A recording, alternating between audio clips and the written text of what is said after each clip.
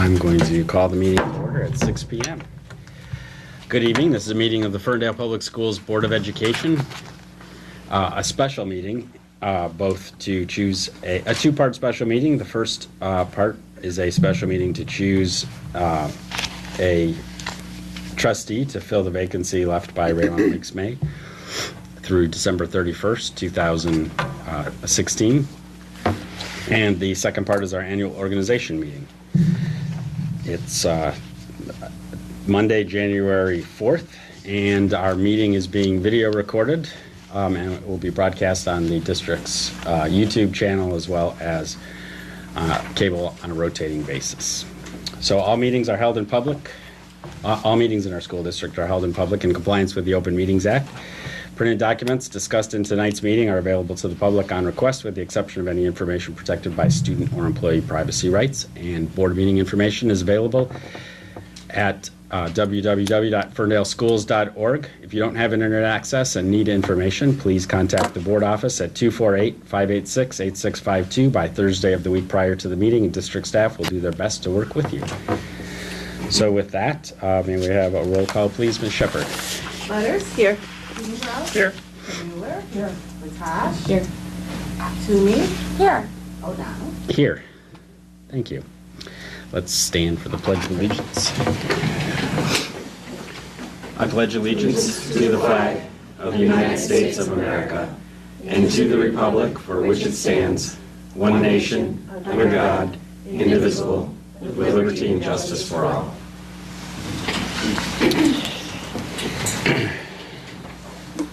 Does anyone have any changes to the agenda? Seeing none, without objection, we will consider the special meeting agenda approved by unanimous consent. Is there anyone who wishes to address the board for public comment tonight? Just please approach the podium if you are. And seeing none, we will close public comment. I didn't think we would have anybody tonight. And move to the trustee interviews. Excuse me. So we're going to just rotate the order, so nobody is going to get stuck answering any board member's question first. Each board member will ask one question, and so we'll determine the order by just drawing a lot, and 1, 2, 3, 4, 5. So whatever card Jen picks, it is. So we'll start with Jackie. So what will happen is I'll just ask for just for an introduction and anything you wish to address the board. We'll try to keep answers to 2 to 3 minutes, but we won't be too strict on the timing. I should probably get my phone out. I can take care of it. Okay, excellent. How much time do you want for each question? Let's say 3 minutes. Okay. And then we'll just give a subtle signal. 3 minutes is much longer than it sounds. Yes. Yeah. So when It you is. have a sort of a subtle signal, because if I were them, I would be wondering when with the subtle signal. Should I Yeah, jump? 1 minute. Give them a warning at 1 minute. Yeah, Yeah. 1 minute. 1 minute Yeah, left. you just get Yeah. the Okay. 1 minute back. If there's 1 minute left, Yes, you get a one. 1 minute. Right. Yeah. And then we will I'll start counting down. rotate board members asking questions, just like you'll rotate the answers. And Trustee Karen Toomey will ask the next question. We'll just go around the table. And when Jen finishes, then we're done. And we will then deliberate and vote on the appointment. We'll swear in the new trustee and take a brief 10-minute recess or so before we convene the organizational part of the meeting. So that'll allow some time to for the appointed person to get settled in. So with that, and making sure the microphone is on here, we'll start with Jackie Hart and just take a few moments to introduce yourself and reiterate anything that you would like from the information you provided on your application. Good evening, my name is Jackie Hart, and I'd like to say thank you to the board, staff, teachers, and community members. Part of the vision of the Ferndale Public Schools strategic plan is to celebrate the diversity of the district and achieve quality and equity for all students. As an African American woman, I represent the majority of the students and families who make up the majority of the racial population of students in this district. I also think it's important to be an advocate for special needs students to ensure that policies and resources are provided so they have the support they need to be successful. As a board member, I would make sure that all perspectives and situations are considered when policies are created. In addition, I would make sure that all families and students are provided with equal opportunities and access to resources for assistance, and that district policies are enacted equally for all students. I have much respect and admiration for teachers and administrators who have taken on the responsibility of educating our students for future generations. I appreciate the staff who provide the administrative support to make sure that the teachers and the students have what they need to be successful and to feel safe while they are in school. And I want to ensure that teachers and administrations continue to have the resources that they need to continue to support the students. It would be easy for me to sit back and listen to others complain or complain myself, but it would be a bit selfish of me not to take advantage of this open invite to apply for the board. I have a vested interest in the district because I'm a homeowner, a volunteer, and a parent. I have 2 sons who attend Ferndale Public Schools, and in addition to ensuring their success as students and citizens, I want to make sure that all students receive equal access to the opportunities and resources provided by the district. As an active volunteer in the district, I have established many positive relationships with other parents, teachers, and staff. I would hope that those relationships of mutual respect and my ability to collaborate with others would add to my credibility and capabilities to be a positive and productive board member. With the addition of new programs and changes being implemented in the district, I am proud to be part of Ferndale Public Schools. Whether I'm selected as a board member or not, I would continue to support the board, administrators, teachers, and staff to make sure that our students continue to receive the best education and resources. Thank you. Thank you. All right, thank you. So same introductory statement from Michelle Foster next. After an introductory statement like that, I'm not sure we can go further. Hi, I'm Michelle Foster. I am a Ferndale resident, and I moved here in 2008. I've been an involved community member since. I am a city planner. I currently work for a consulting agency, and the city of Ferndale is one of the communities that I consult with, but I worked for the city of Ferndale prior to that. I grew up in Hawaii City, Michigan, and was always involved in the community. I found it very integral part of my life to be a volunteer and involved in the community. I was a student teacher starting in middle school and through high school. I was a Sunday school teacher in high school and also was a student teacher through a college and was a substitute teacher. I changed careers after college. My undergraduate, I got in psychology and mathematics, focusing on statistics, and went into data management. And then, since moving to the Detroit area, I became involved with city planning. I found that I'm very interested in the way communities work and how communities affect human behavior. I have been quite involved in Ferndale since I moved here. I initially started the Ferndale Time Bank, which got me involved in a lot of organizations and helped me meet a lot of residents throughout the community, and served on the 2012 school bond committee. One of my first introductions to the school system. I became quite involved. Not quite involved, actually, that's a misstatement, but that was, kind of my sneak peek into the school district. And I've been continuing to volunteer through the community. I have just saw that this was an opportunity that was available, and with my interest in education and serving the community, I thought that I would put my hand in it. All right. Thank you. Thank you very much. Next, we'll move to Chris Mahar. I'm Chris Mahar. I've lived in the district since late 2011. Pretty much, I'm going to start by saying I do not know everything. If anybody tells you they do, they're lying to you. I have a very wide and diverse background.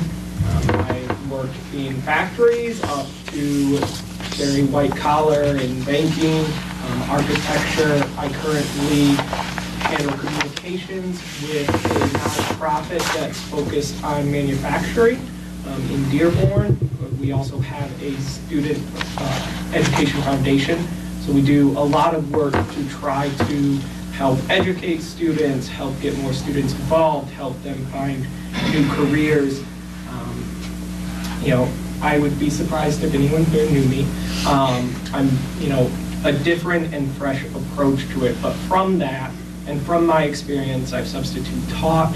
My mother's been teacher's assistant for over 28 years. My sister, the county I grew up in, actually has 3 two-room schoolhouses that are functioning school districts. And my sister works for the county ISD. They are providing Title I. She's a Title I teacher for all of those 3 schools, which travels around and deals with a lot of students.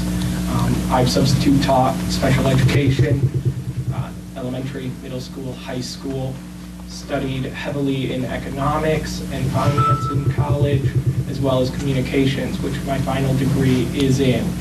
What that's given me is a lot of experience in interacting with different demographics, different audiences, and being able to communicate that effectively while maintaining the posture that's necessary with some of the instances and issues that a school board deals with. With that, when it comes to larger issues, I'm going to go to the community, to the educators, to the support staff, even when possible, talk with the students, because they're ultimately the ones that are affected by the choices that the school district and the school board makes. So it's not proper for me to just sit up and think that I have the answers that are best for them. It's better to collect that information because they're the ones that are affected by our final decisions, which impact our community as a whole. Thank you. All right, thank you. Next is Warren Block. Welcome. Hi, my name is Warren Block. I've been a resident in the Ferndale area for 11 years. Compared to everybody else, I haven't done diddly. I don't believe in volunteering in that, but I thought, after my daughter has told me many times to get involved, I saw this opportunity and I want to take it. I have a degree in general science from the University of Iowa, also a master's in architecture from the University of Houston. I'm a retired architectural designer, and my forte was medical offices to begin with. So I know facilities, and that's one of the things that I think I could represent on this board is the older resident of the city, which that's what the school and the school buildings are.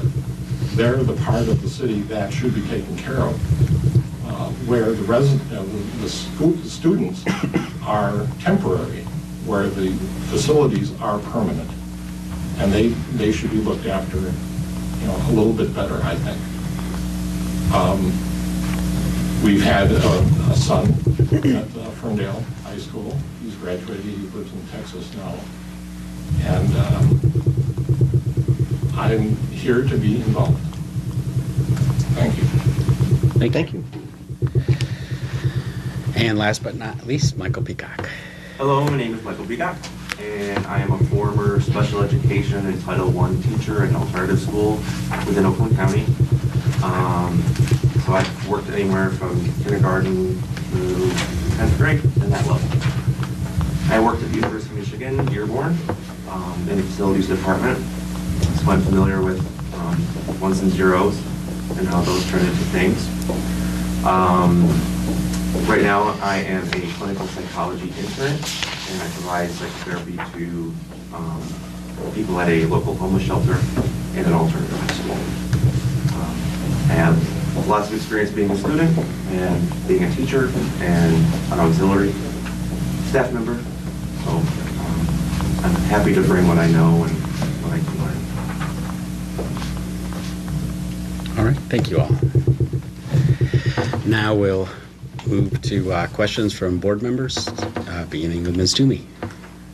Okay, Well, I figured since I was the first question, I wanted something just to sort of get to know people a little bit more. So what I wanted to know is, what are your personal experiences with education that have been most influential in your life to bring you here today? So we start with... We'll start with Michelle Foster.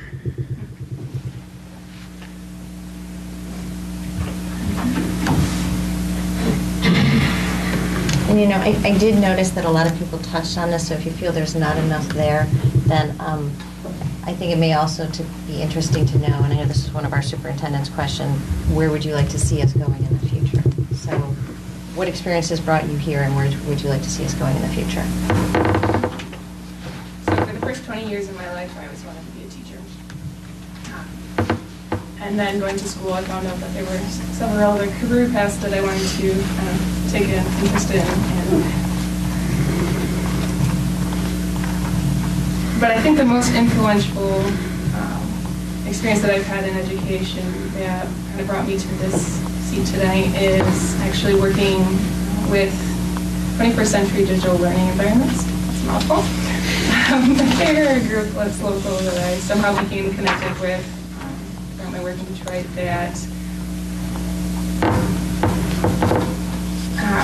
basically kind of got their start in the automotive business and worked with student groups all over and organizations and whatnot, but they create digital learning environments as like a progressive educated tool, basically. And so I got involved with them and learned a lot about education policy through them. And they just got me really thinking more about the education system and how it can be basically better, improved. But then also, I would say, corollary to that would be my experience as a city planner. I've always thought that education is kind of a piece that's missing from a lot of city planning. We always talk about schools and the need for schools in the district and in the city and whatnot, but not in the extent that I think the education system plays a very important part in the city and the infrastructure of the community and the residents. Great, thank you. So I'll try to answer both questions kind of that you put forward there. What really brought me here, I would say, is just all of my education. I spent a very long time in school. I could have a doctorate, but I don't. But you know, what that gave me was all of those different experiences, all of the insights and little pieces of information into many different facets and many different areas. You know, if you really pay attention to what's happening with schools, it's not something that's just concentrated here in Ferndale or that Ferndale's dealing with. You know, people will look at it and you'll see new budgets come out from the state and they'll say, oh, we're cutting $126 per pupil. And a lot of people will think, oh, $126, that's not bad. But when you look at the fact that, you know, Ferndale Schools has over 3,000 students, you take that 3,000 times 126, and now you're talking a lot more bigger piece. So it's taking and being able to use a lot of different ways and a almost very creative mind that's needed to be able to address a lot of the issues that comes before a school board, both when it comes to funding, budgeting, when it comes to programs that go through. So having that view and being able to look into and believe in giving back to the community that I live in, all of that's really what brought me here and taking all of that. Where would I like to see Ferndale go? It's really about multifaceted, and Ferndale's already done a good job of approaching this, but one thing that I've noticed, especially as I really have gotten involved in manufacturing, seeing more things coming out of that area, a lot of your technical skills, is we had a 20 to 30 year period where we pushed everybody to college. And that was the point you wanted to do. Well, some people aren't made for college, and if you want to be the next millionaire, become a plumber, because there aren't any anymore. So it's about creating multifaceted that's going to fit each student's skills and making sure that they understand there's more options for a career than just the limited that they often hear about. Great, thank you. And if anyone wants the question repeated or clarified, just say so, because as we go along. I'm more than happy to repeat it. So what experiences with your education have been most influential in your life to bring you here today? And where would you like to see the district headed in the future? Well, after going to school way back when, from the 50s, late 50s through the 70s, until I got my undergraduate, I witnessed the older type school systems compared to today.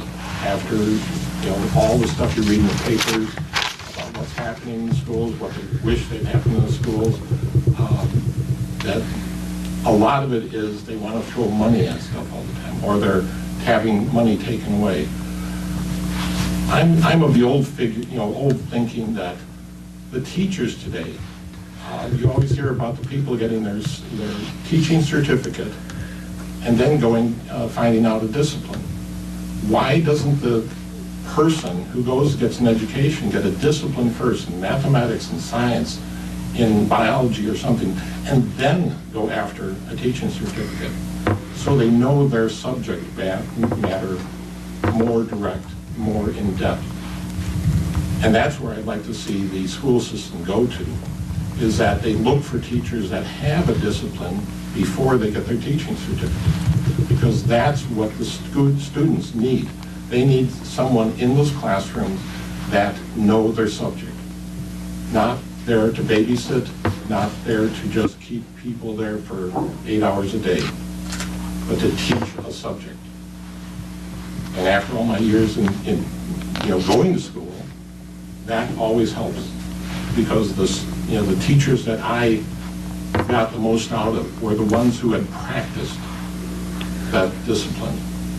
And like I said, I got my undergraduate in general science, and I got a master's in architecture. Well, in architecture, the ones that had practiced architecture were the better teachers. The ones that had always been in school and just know the book weren't as good.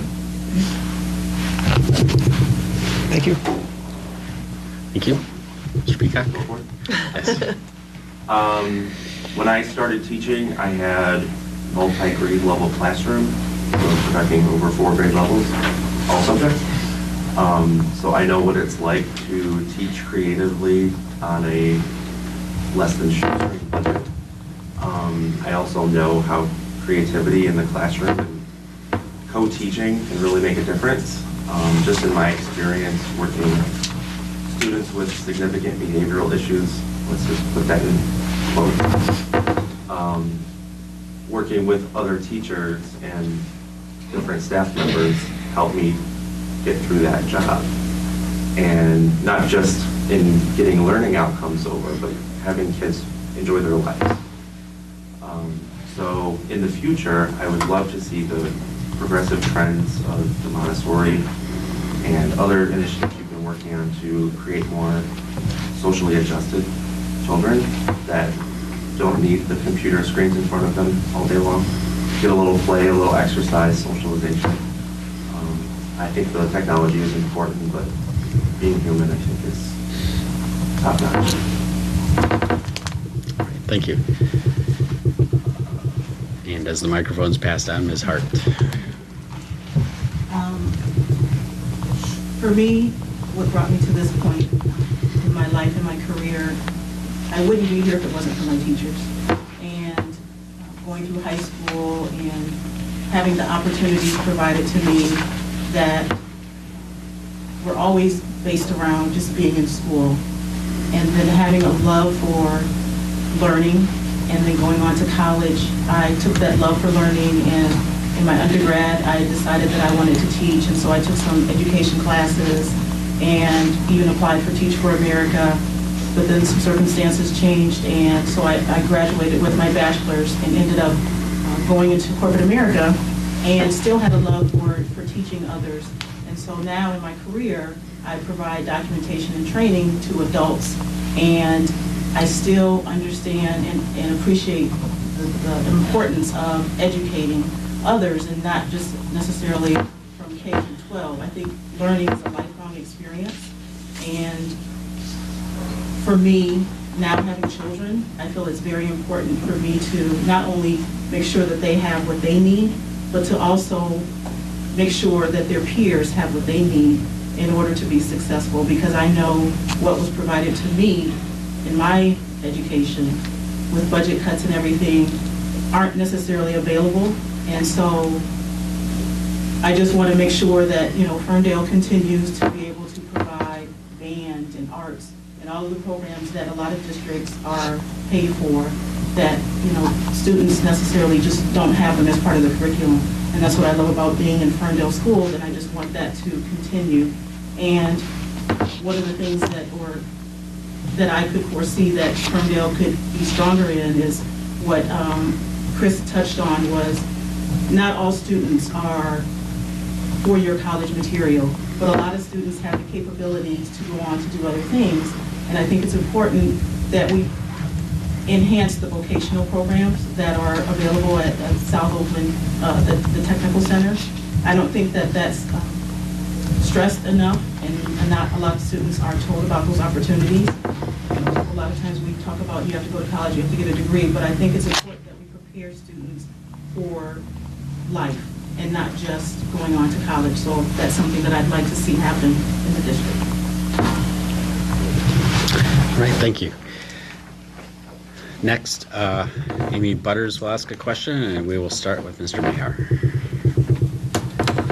One of the jobs of the school board is to do an evaluation of the superintendent. So I thought it would be fun to talk about that. Can't wait. But seriously, I think my question is, what process do you think works when you give a job evaluation to someone? Or what are your thoughts on how to evaluate, our top employee in the district? Just in general, I'm interested in hearing what you think about that process and that role of the board. All right, well, let me start by saying, Mr. Pruitt, I'm sorry, I'm gonna have to let you go. It's been a pleasure. No, Roll call.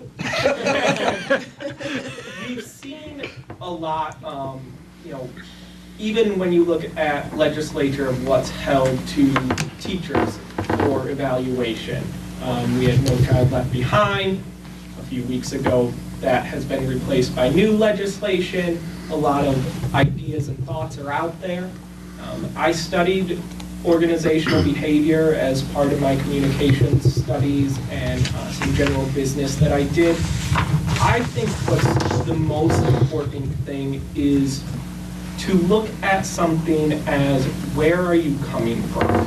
How are you addressing the issues? You can always have check the boxes. And it seems all too often that in many work environments, whether it be education, corporate world, or anywhere, they focus on checking the box. Did you reach this? Did you do that? But you may not have that same opportunity. I was recently talking with my sister who does the Title I teaching, and sometimes they're based just on scores. How do test scores happen? Well, it's a very rural area. The rural schools that she serves generally has very low socioeconomic students. They're not as good. They're not as developed. They may not have the same background. Their parents may not be as involved as parents at the regular school district. So to say, well, you need to, reach X point, is ignoring where perhaps they're coming from. Maybe they don't hit a certain marker, but where they've come from is a tremendous increase. So in evaluating a superintendent, and evaluating any other employee or even contractors, it's important to look at what are all the tools that are given and opportunities, and what have they done with that, versus looking at something strictly by, did they just hit the numbers, or does it look good on paper? And that's the signal that you're done. Sorry. Mr. Block. Well, I was involved with a corporation for a number of years, and we went through a bunch of different evaluation techniques. The biggest one that we did was the MDO, was the management by objectives. It was a failure. I mean, the philosophy that I think that needs to be looked at is a discussion at the beginning with the person. Find out what he has got for himself, and then the tools that he has around him, and then evaluate at the end with a discussion with that same person, and going through everything that was possible and what was impossible, and what he did with it, and the outcomes, you know, the positive and negatives. And sometimes the negatives are more important because you learn from them. So that's how I would look at it.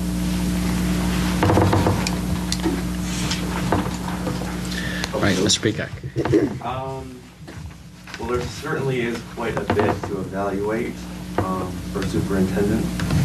Student achievement, I would look at data regarding not only growth, but meeting the Common Core benchmarks. I would look at demographic data. How are enrollment numbers? Are we serving a diverse community? Do we have a flood of people leaving the district? And so why? I would also look at stakeholder satisfaction. Are the teachers and administration and staff, are they on board with what's going on? Or are they just following? I would also look at parent input, especially. That's a really hard piece I found in working in education is getting the hard commitment and facts from parents, what they want, helping them figure out what they want for their students. Some people don't even know what schools are capable of anymore. It's so different than even when we were kids. So those are the main things that I would look at. Student achievement data, to me personally, isn't the top notch. But I know that brings in the dollars. So that's where I see. All right, thank you. And next will be Ms. Hart.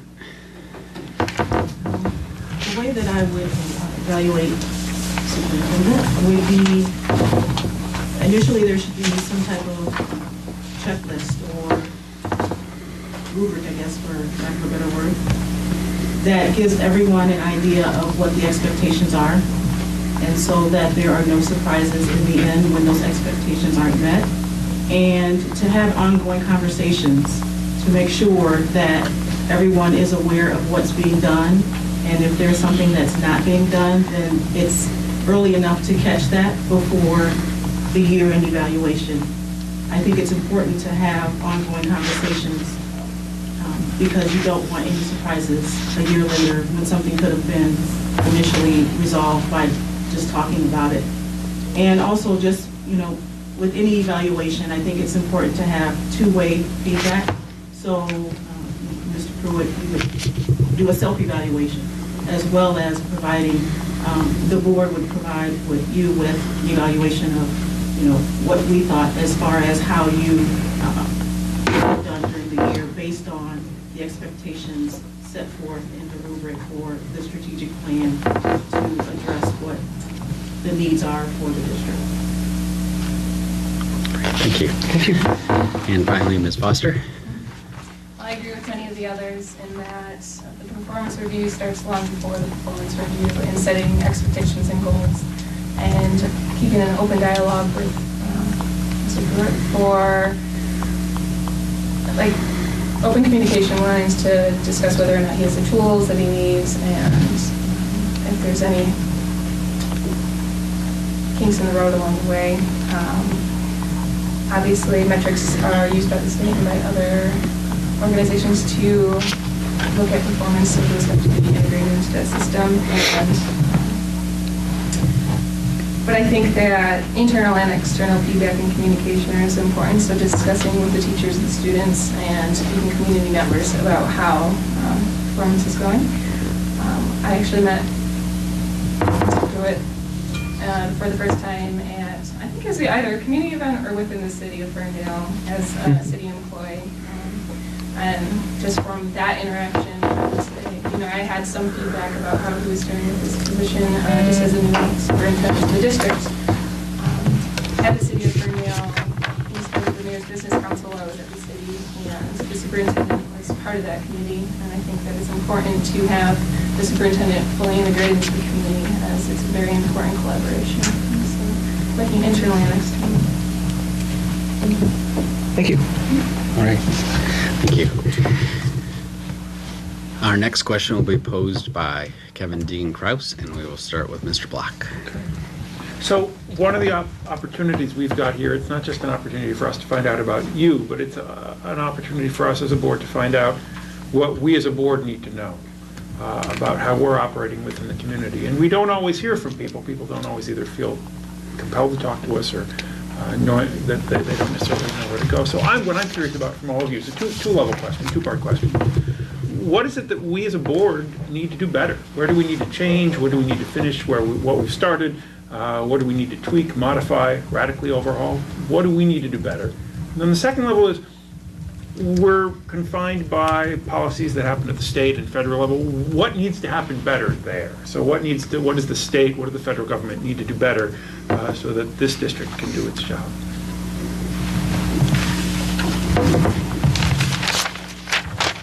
Well, one way is to think outside the box. There's so much stuff that you read up in the media about, the tests that the teachers teach towards rather than teaching the subjects.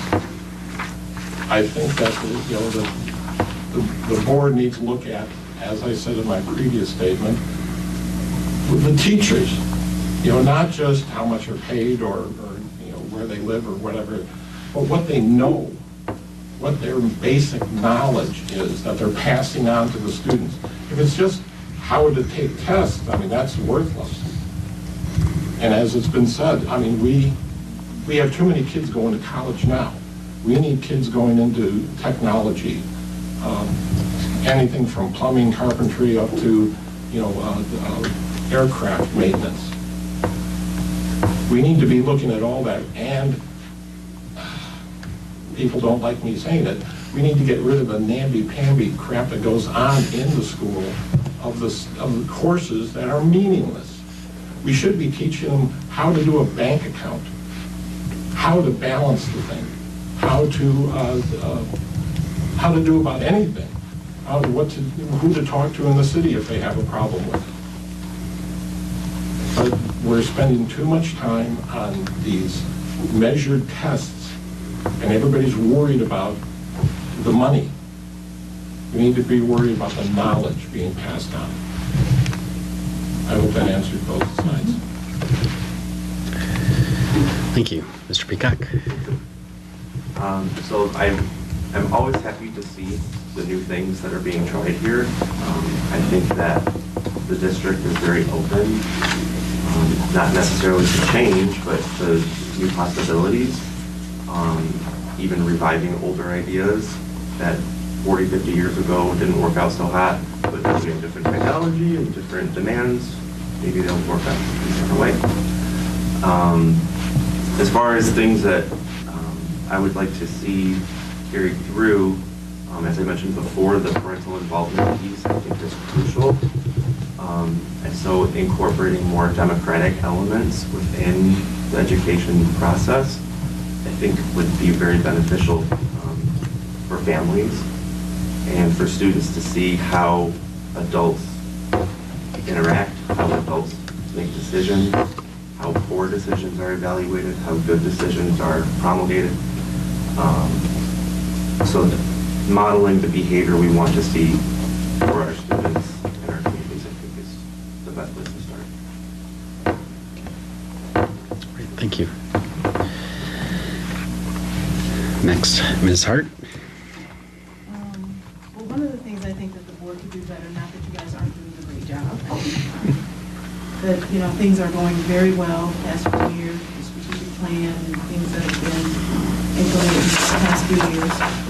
But one thing that I think is seen as maybe something that's lacking in that there are many parents or families who feel that their voices aren't heard, or don't feel that many board members may be approachable. So I think one of the things that the board could improve on possibly is spending more face time with groups or organizations in the community who may not always come to the meetings, but who are welcoming and want to hear more of what the board has to say. At a national level or even at a state level, one of the things that is very discouraging for me is how unequally funds are allocated based on your zip code or the district that your child is in. And that's something that I think that the government could do better at allocating funds equally per student and not allowing a certain student, like school of choice, to go to another district and, parents pay the difference. Well, why not just give all districts the same amount of money and the same allocation of resources? That's what I feel could be better. Thank you. And Ms. Foster?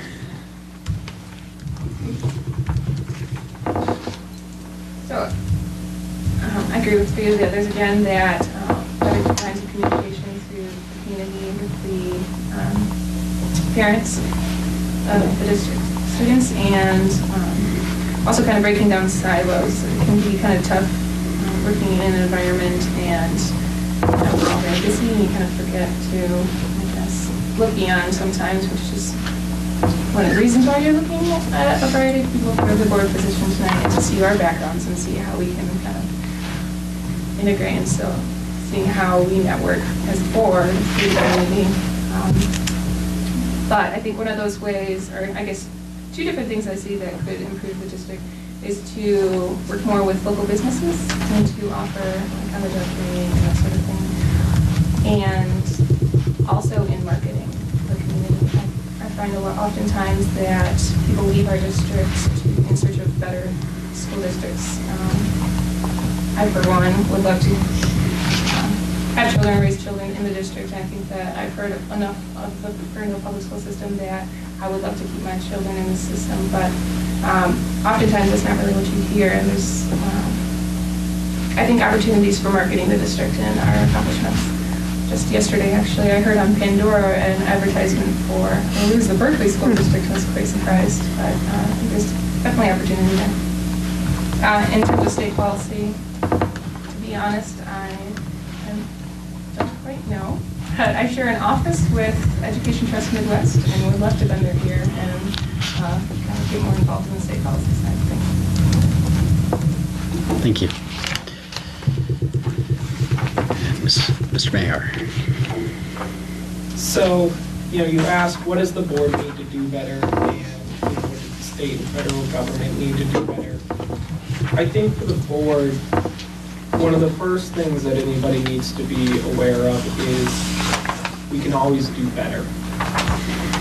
There's always opportunity. You can't be bogged down by the fear that sometimes comes within organizations about trying to defend the policies or decisions you make, which does, as everybody here has already stated, create kind of a block between the community, creates a block between the educators and administrators.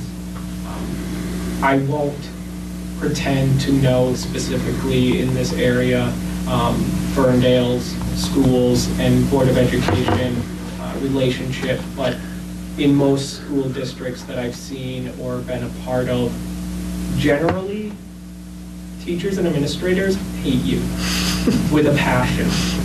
And it's generally because you have to make tough decisions that impact them, and they may not be looking or have all the information and facts. And it's the same from the community. You're always going to have the people who believe that they can do your job better than you. But you can't discount those people, and you can't cut them out by trying to say, well, what we did was right, or well, they just don't know. So really, as everyone has said, I think the biggest challenge is that line of open communication. And I think using the technology that we now have available to where there can be more opportunities for the community to interact with the school board and the school board to communicate back to the community is really important and can be very cost effective and may help create the next great idea that solves the solution the school board is faced with and our schools are faced with. As far as the state and federal government goes, as Mr. Glock said, we need to get away from teaching to a test. Students often don't have critical thinking anymore because teachers literally are given a test in the beginning that they see, and that's what the students have to meet, and that's what the teacher is going to be graded on whether they're doing proficient or not. So therefore, all they teach is how to answer and how to solve the specific questions that are going to be in that test. And so it creates a very narrow mind frame. And it really doesn't get across a lot of the values and ideals that our country was built on and tries to continue building on, and limits our future generations' ability to give back to their communities, to give back to the systems that come. And I think, there's always the budget issues and getting the message out to those who no longer have students in the school district that it's still important to spend money on students even if they don't have students in that school right now. Thank you. Could I add something? Sure. I think you have some time left. After just listening to all of us up here, you guys should have one guy quit every 2 years or something. You can get a lot of good ideas with interviewing just right people. That's true. No. Every couple of years. We're actually moving to reduce the length of our own terms, so that hopefully will solve some of the problems. That's all. Thanks. All right, the next question will be from Nancy Kermuller, and we will start with Mr. Peacock. Okay. So, often, like, if you read about boards, there are 3 kind of primary board roles that I see. Ambassador, advocate, or asker.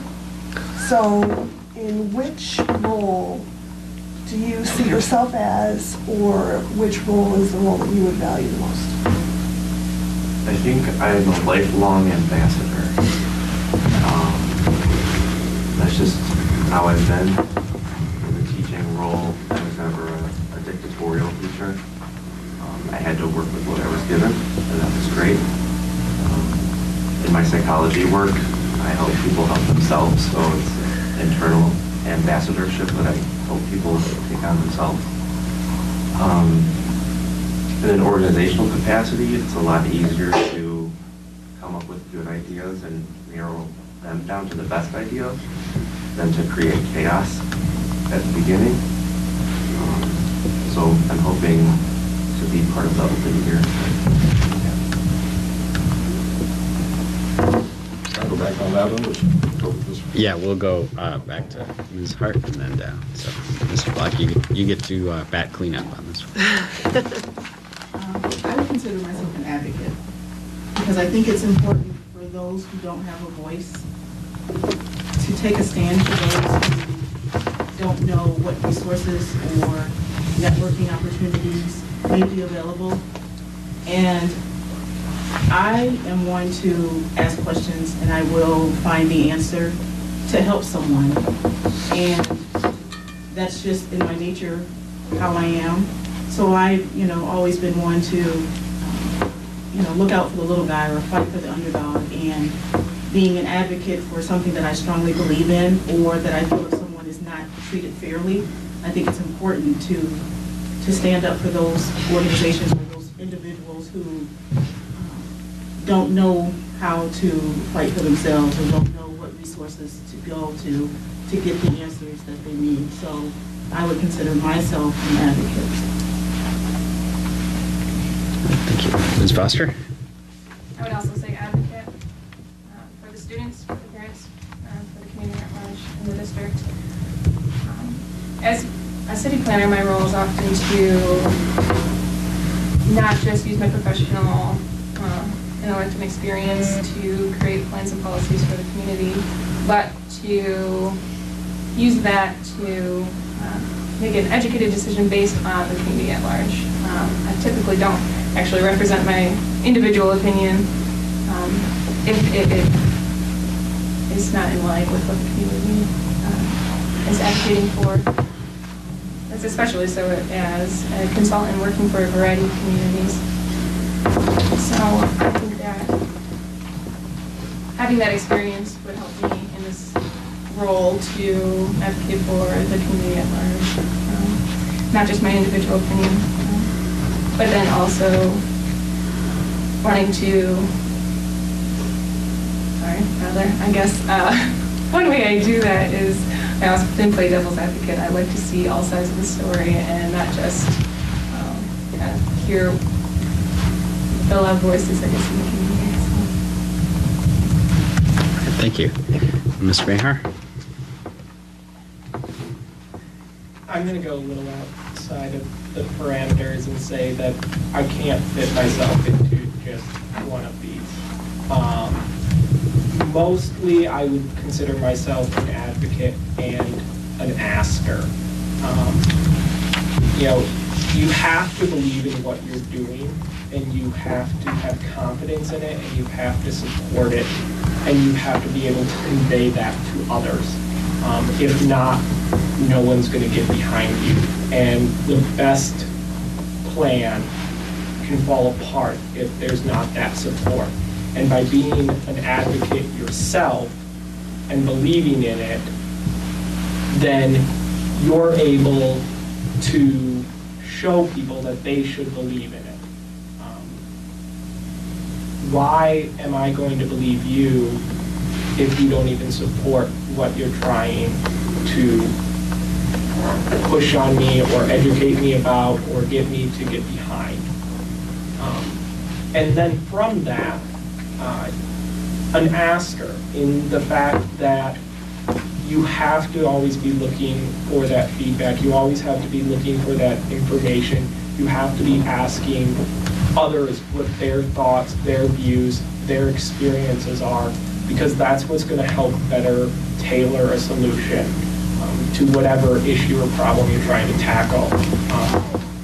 Much like Ms. Foster said, I love playing the devil's advocate, and it could even be an issue that I fully support, but I'm going to ask, why? Did we look at this? Why not? Have we tried this before? Okay, maybe we did. Why didn't it succeed? Or why did it succeed? And then ultimately, you have to be ready to ask the public for something, for them to invest. As much as we always strive to do everything we can within the budget or other means we have, bond issues, other programs come up where you have to go and you have to ask someone to give a portion of their earnings, a portion of their income, or a portion of their time to support what we're trying to do. And as hard as it is, and as much as you don't want to, being able to go out and make that ask is imperative to the success of what we're trying to do. Thank you. And Mr. Block? I guess I'd be classified as an advocate, but more so a doer and a problem solver. I think there's lots of people that can, give their opinion on that, but you need to go out there and find the solutions to the situations that we have nowadays. We have to ask the people in the community. We have to go, dig stuff up. And as an advocate of the residents of the community, the people that are responsible for the building, for the facilities, and everything involved, other than books and the teachers, I think that we need to keep looking for better solutions. Thank you. Great, thank you. And our last question will be asked by Jennifer Latosh, and we will start back at the beginning with Ms. Hart. Okay, we're almost done. As you all probably know, this can be a very rewarding position, and it also can be a very demanding position. If you all could talk about a recent decision that we have made on the board that you have felt strongly about personally, and also describe how you will balance community concerns and student needs and staff considerations, your own personal beliefs, and the law when you are asked to make similar decisions.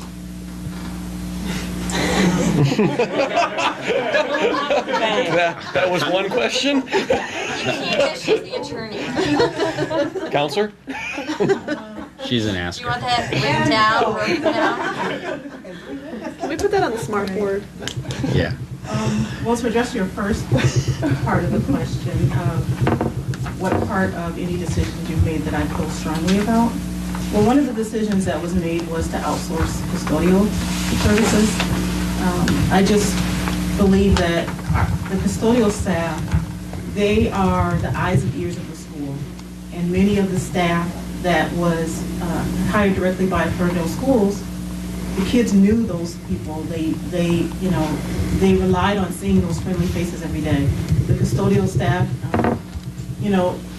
being the eyes and ears of the school, they knew things. They were security. I mean, they would, by default being in the school, they were our security. And our kids felt comfortable, and they knew faces. They knew parents. They knew, everyone who came through the building. They had a love for the school. They spent many times in the school.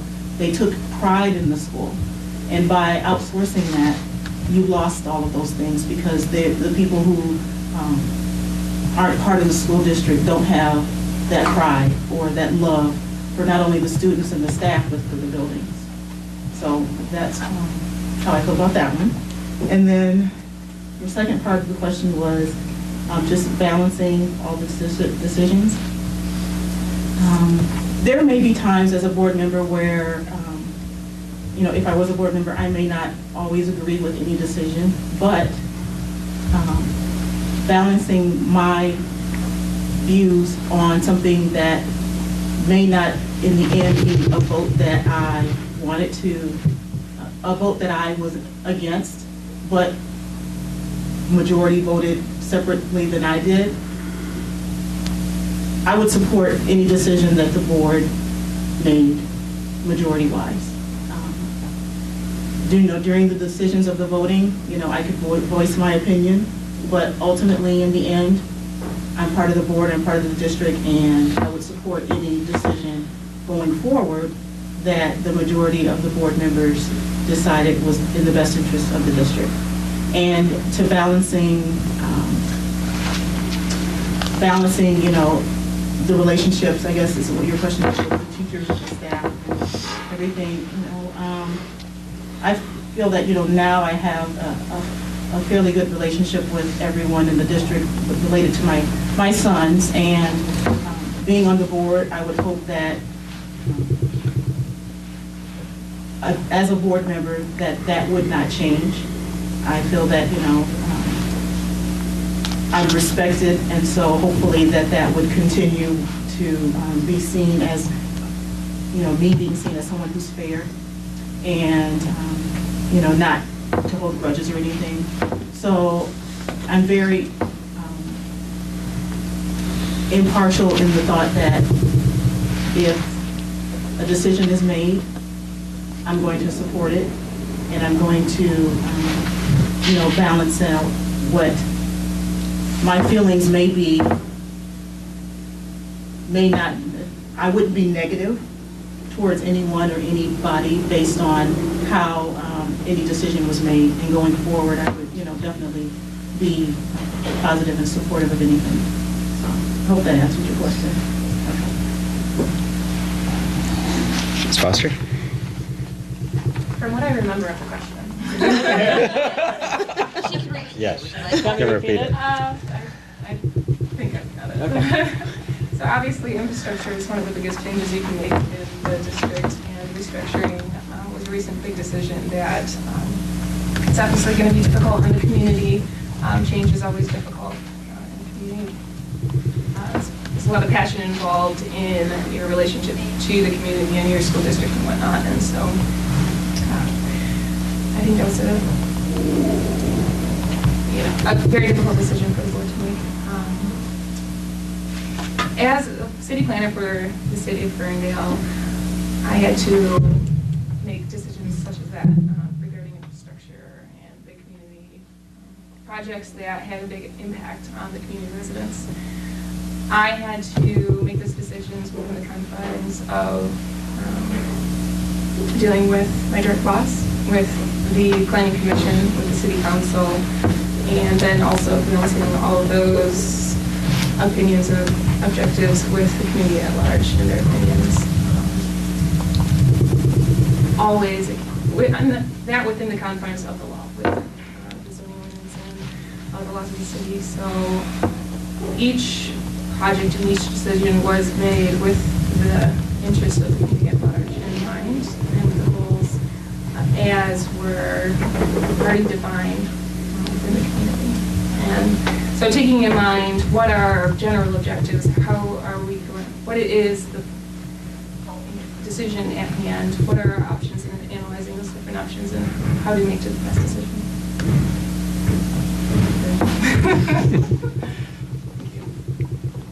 Thank you. Mr. Mahar? So you can tell that you're a litigator. I believe that I'd have to agree with Ms. Hart on one of the decisions in the taking and privatizing of the custodians, but that is a larger picture than just the custodians. Privatizing is very big in government right now, has been for the last decade. Whether it's from school bus drivers, custodians, kitchen staff. All too often, what you eventually find out is that people haven't looked into what is the 5, 10, 15-year cost of that move. With staff, you may be looking at a standard 2 or 3% pay raise. With a private contractor, 2 or 3 years later, when that contract's up, all of a sudden you can see a 2 to 3 times overall cost increase. There's been a lot of cases where you lose a certain amount of autonomy and control over what you're privatizing, and you lose out on that opportunity to better control the impact and the budget. And as Ms. Hart said, they are an integral part of the fabric of the schools, of the districts, of the communities, whether it be bus drivers, kitchen staff, or custodian, or any of the other areas. So it's very important to look beyond the short-term numbers and ask, how is this going to be impacted 5, 10, 15 years down the road, even when I may be long gone? Because the decision we make affects the school districts long-term, affects the community long-term. To your other portion of how do you balance it all and balance it with the law, I will start by saying it's very critical to follow the law. With that said, it's very critical to understand the full law. Oftentimes, people have shortened views or a segmented understanding of what the law is, where there may be more bandwidth, or you may get yourself in trouble because you haven't dug deeper into it. We are a law-loving society. We write them, and you still have certain laws in the state that you can keep a cow on the street of a big city for 5 cents a day because nobody ever thought to take care of it or remove it.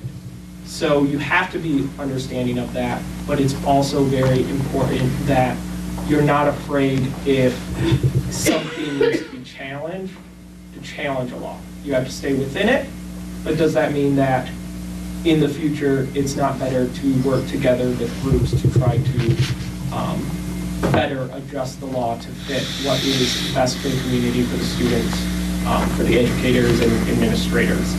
And in balancing all of those constituents, all of those pieces that make up what the school board does, ultimately you have to understand somebody's going to be mad with you. There's always a winner and a loser.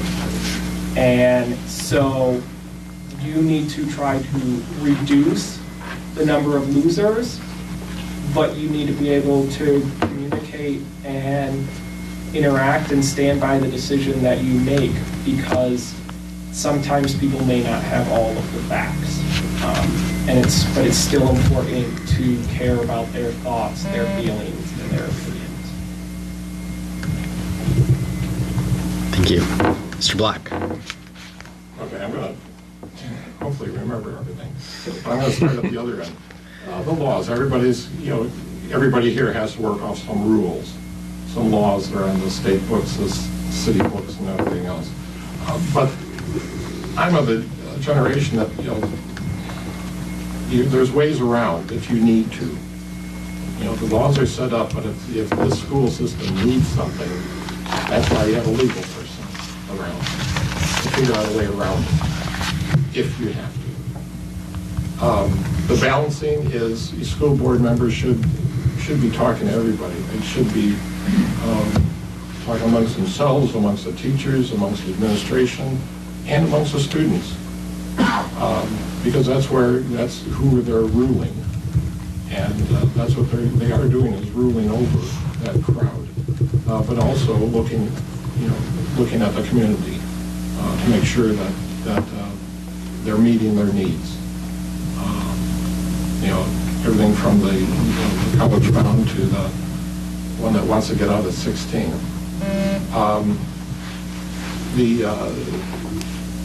The decisions you made recently, I just read about the closing of the different schools.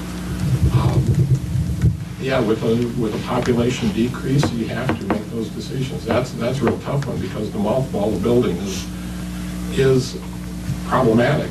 Because real estate is not going that hot anymore, and I've got some problems with the city because of the fact that allowing a lot of buildings to go up along Woodward and along 9 Mile,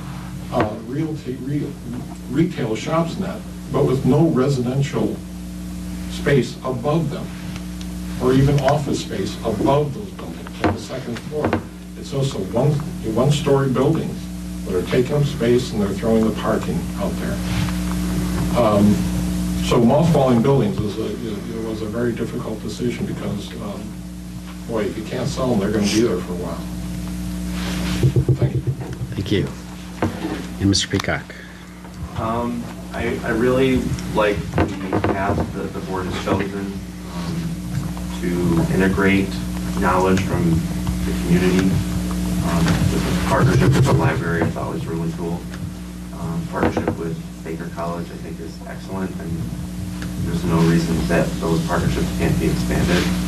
I think that would be the biggest hurdle, is to increase the partnerships and make them effective for the whole community. And seeing Ferndale as part of the regional community, not just the city unto itself. As far as being the bad guy, I'm kind of a disinterested. Sorry. You're okay. Oh, okay. I forgot to reset the warrant. Time flies. Bad guy. Set the alarm off. I've been a teacher. I know what it's like to be in the trenches. I've worked in the college environment in an administrative office setting, so I've seen the behind-the-scenes fun stuff too. And I'm a lifelong learner myself, so I enjoy being in a classroom, and there's no reason why other people can't. The ones that are falling by the wayside, the 16, the ones that want to get out at 16, that should be a huge focus. I myself was a dropout, and I'm working on my second master's degree. So there's hope for a lot of kids. And I think I'd be a good example for them too. All right, thank you. So that's the end of questions from the board. So are we ready to look over our Could I information, Kevin? don't Yeah. want to break the thing. I'm just wondering if Yeah. there are any questions that any of the Yeah, that's good. the We could- and folks here have if- for us, because we've been doing a lot of interrogating, and fair's fair. Right. Yeah, so anyone who wants to ask a question of us, all of us, any of us? I guess I can start since that's Sure.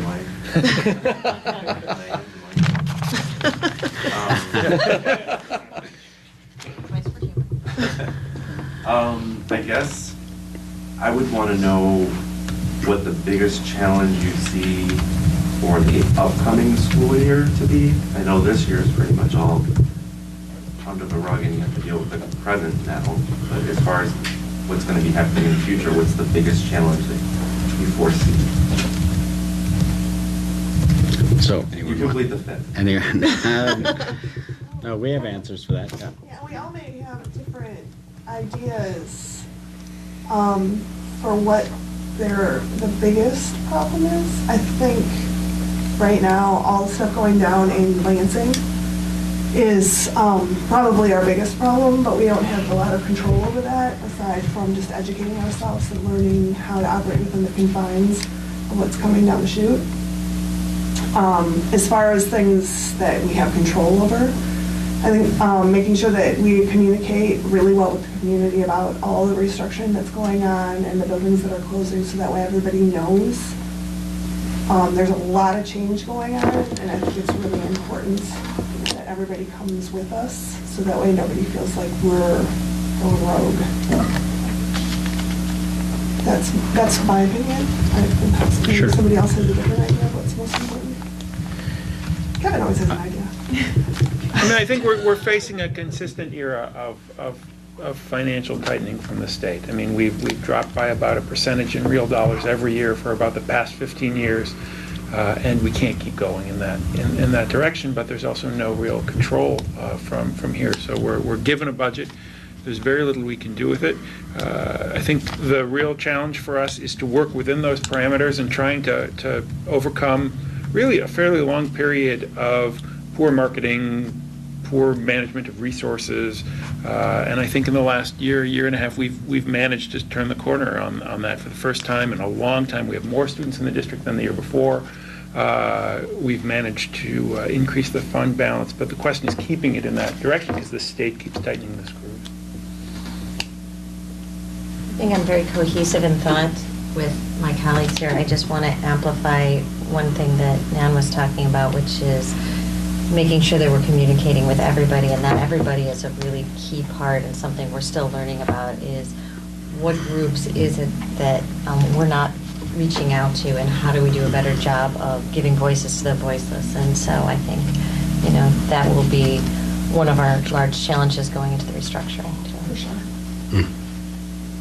Yeah, certainly, from my point of view, just managing that communication and that continued input on how we bring, sixth grade into the middle school and how we create one unified Ferndale Elementary School with two campuses, so that all of the stakeholders, for lack of a better word, even though our friends at Lake Superior State don't want us to use that word anymore.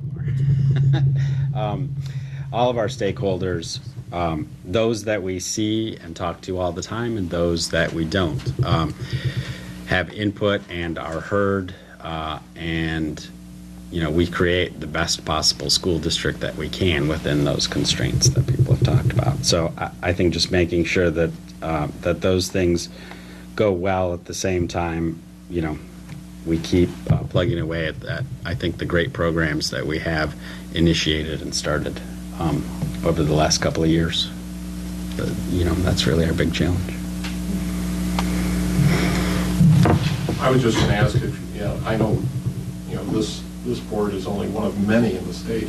Do you all ever get to throw your 2 cents into Lansing?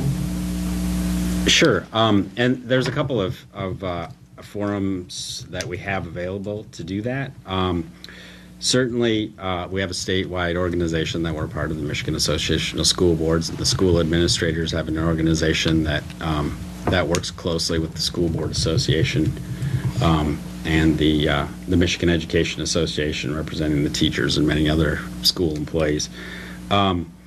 We connect with other school board members in Oakland County through the Oakland County School Board Association, and they have a legislative group. The Tri-County Superintendents have an advocacy organization, and that provides us an opportunity to work in Lansing, and through all of those vehicles, there's an opportunity for us to have our voices heard in Washington. We take advantage of every year. Congressman Levin is very good about calling together all of the school board members in his district for a meeting every January or so. Sometime in the January to April, whenever he's home from Washington, and that's always a good opportunity to hear not Oakland County, because most of his districts in Macomb County, few Oakland County districts, but to hear what's happening also to the districts to the east of us that we really don't, other than that, have an organizational opportunity to talk to. So there are a variety of ways that we do that, as well as having our own state representative who often comes to our events. We see him at the homecoming tailgate and other, at our meetings, and whenever we can, we bend his ear.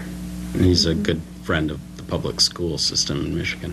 We've been lucky to have a very supportive state representative, and unlucky that he's not in the majority party at the moment. So, Right. I think like everything, it's about relationships, so, maintaining and developing those relationships with the organization that President O'Donnell mentioned, as well as other educational organizations and the individuals, it means that not only,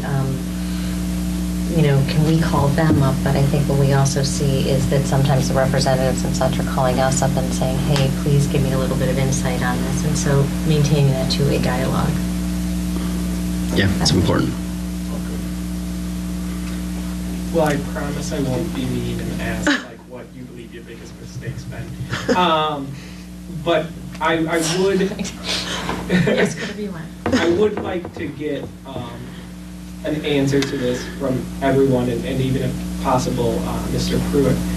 But if you strip away budget, all of those issues that seem to eat up 90% of the time, what would you say is an area lacking that you wish more was able to be put to for development programs? What be it? I can start. And achievement gap. And when we look at how education, the way it's organized, the way it's tested, the way we have to budget it, hurts students of lower socioeconomic right out of the gate. And I see it all the time. And when you look at students and you know that the system is not set up to benefit all the students, and as educators you know what can be done and what works, but you're not always able to implement it. And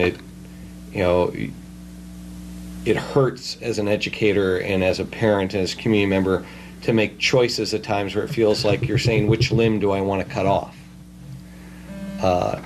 That to me is, that's where the majority of our focus should be, and it can't always be that because of all the other issues that have to be addressed.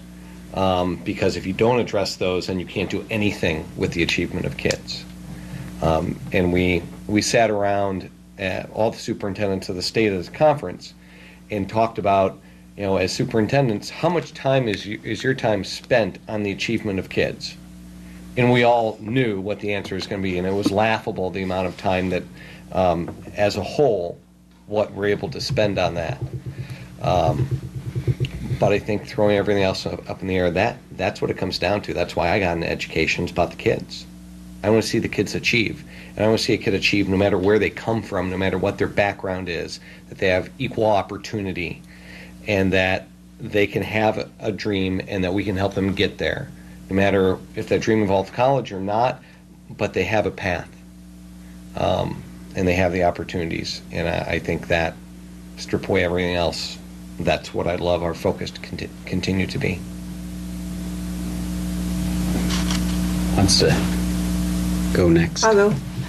For me, it's communication and the marketing of the district. I feel like we've done a lot more in recent couple of years, but I feel like we can always do more. And even though we feel like we're getting the message out there, I know that we're missing people. And you know, you still hear people say, you know, tell us about Ferndale Schools. Is it good? Is it bad? What is it? You know, and I feel like everyone should know that Ferndale Schools should be one of your top choices, you know, for sending your kids to school. And so, you know, it's primarily word of mouth, and we need to try to ingrain that in our families here to make sure that we have those conversations, like you talked about relationships. You know, it's about establishing relationships with the people who don't have kids, so that they know that, you know, we're a good school district, and then also, you know, getting the word out to the people who have the preschoolers or, you know, young babies, you know, making sure that they know that that we're going to be one of the top choices. We're not always necessarily the choice. Sometimes you might have a reason to go to a different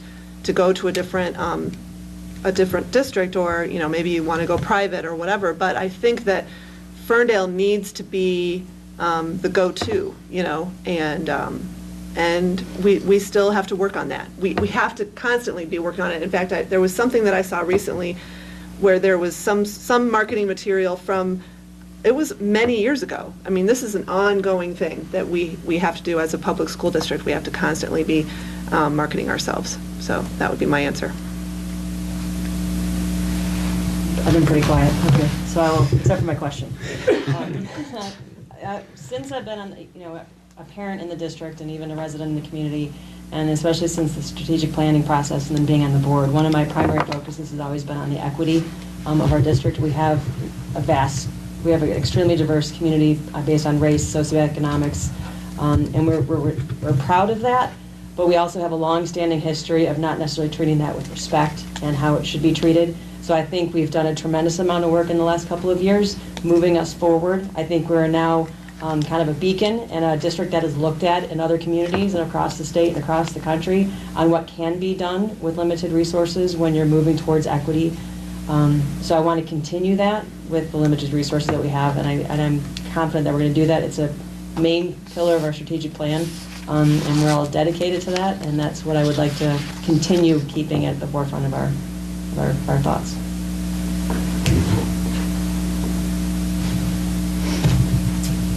Yeah, I could echo all the things here. For me, it would equity, closing the achievement gap, making sure that we have enough social workers, so that way we can make sure that the kids, their social needs and the needs of being very human needs are being met. That is really important.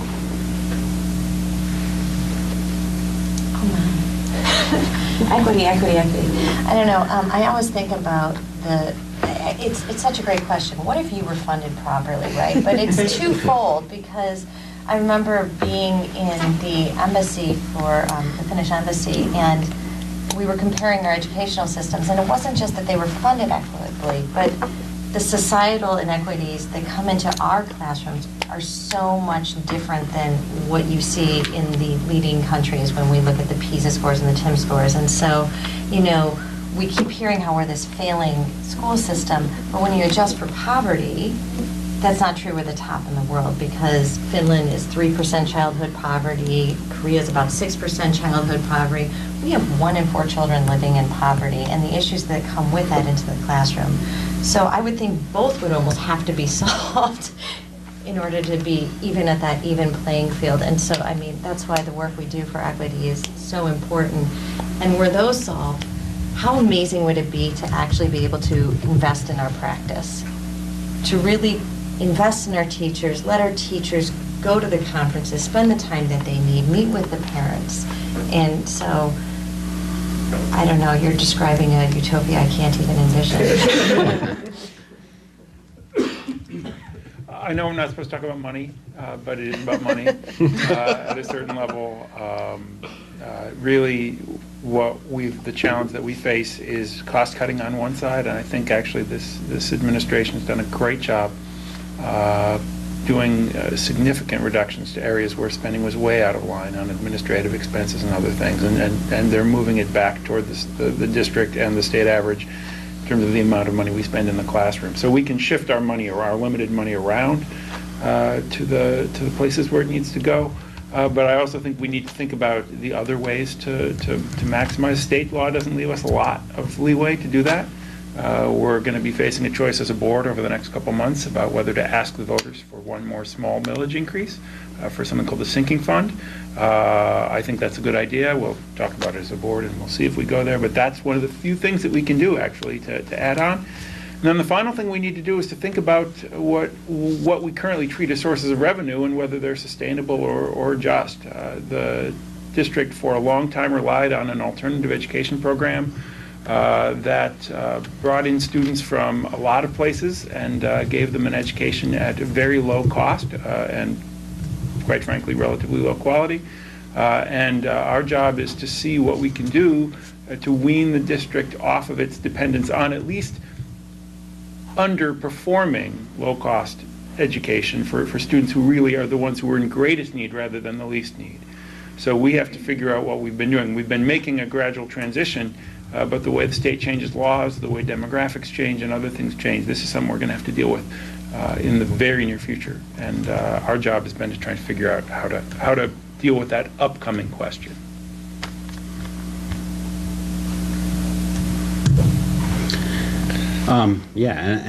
Just, briefly to summarize, I mean, one of the things as a local policymaker that drives me is trying to make the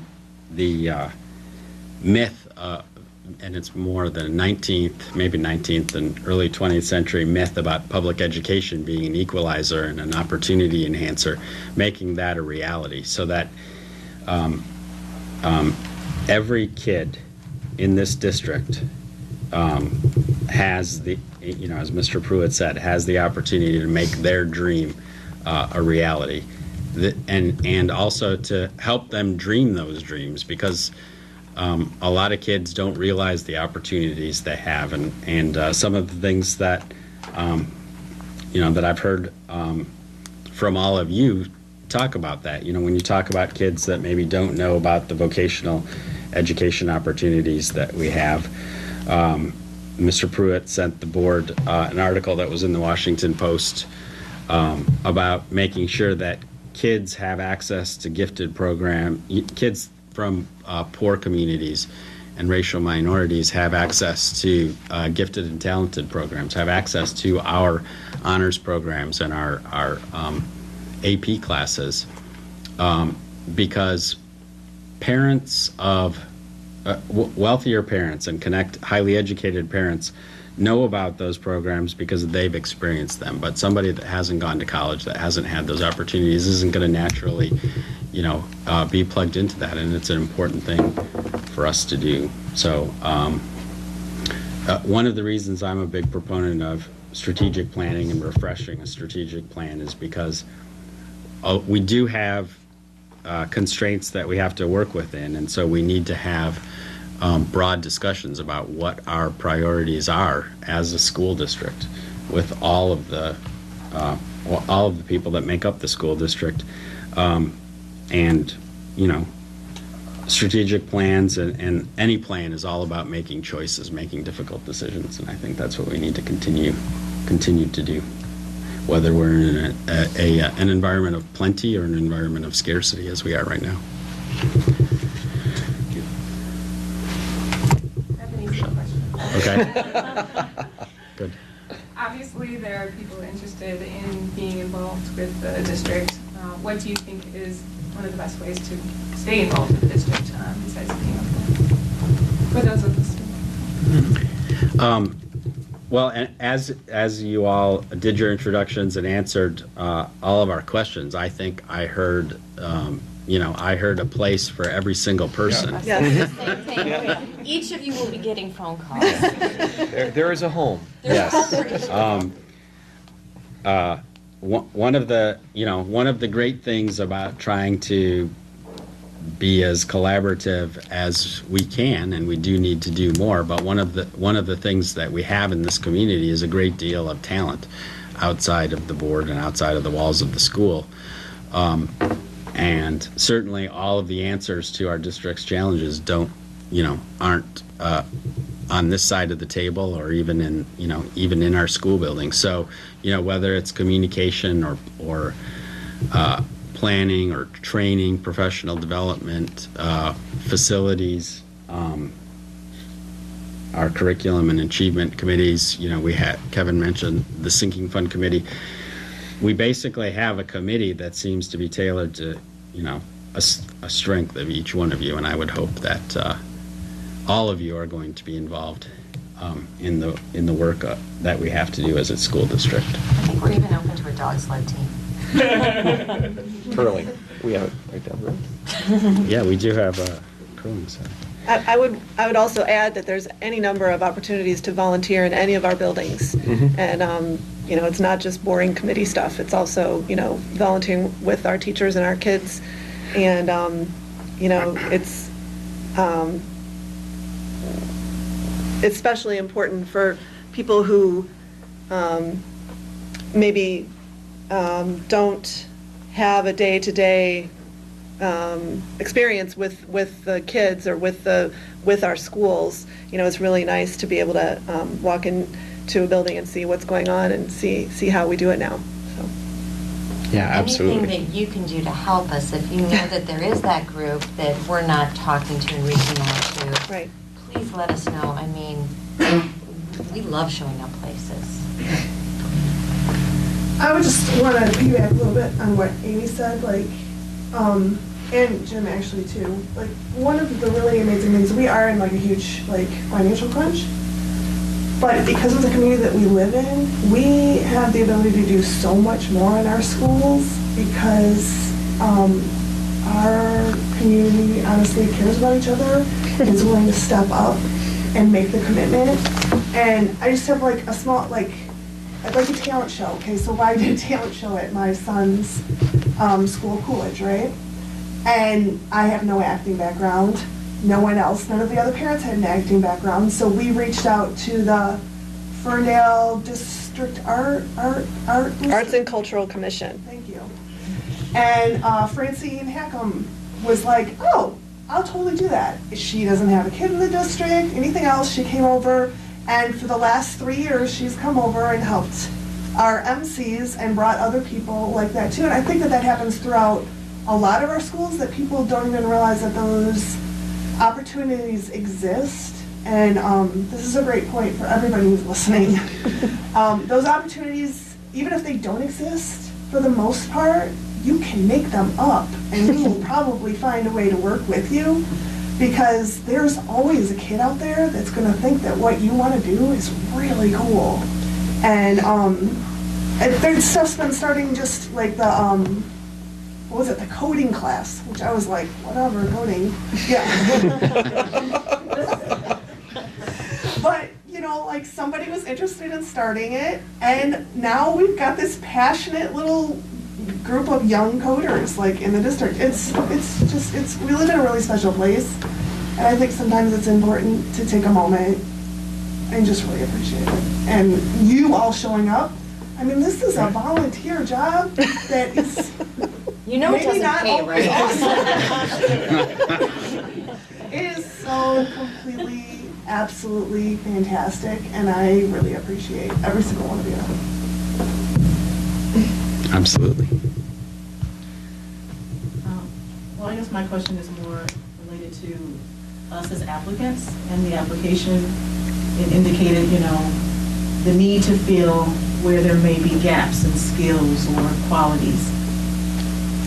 Do you have any qualities that you're looking for, any skills of a potentially new board member that would fill that gap? We should allow for questions before we. Right. Taskmaster to keep our meetings shorter. We really enjoy our topics. Not a problem. We definitely, we actually had a conversation about this, about like what is it that we are deficient in, and I think that each one of us has been thinking about those things as we've been listening to this, and definitely, like for me, one of the things that I'm deficient in is being more like detail-oriented versus big picture, so that to me is really interesting, but I bet you everybody up here would have a different thing to say. Yes. He's very detail-oriented.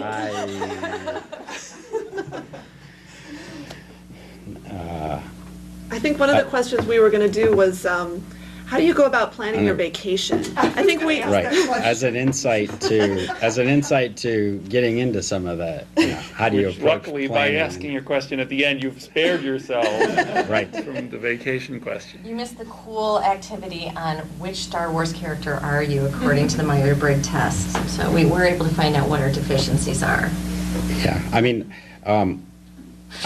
I do think that even though many of us do enjoy the advocacy and all of the roles that were part of Nan's question,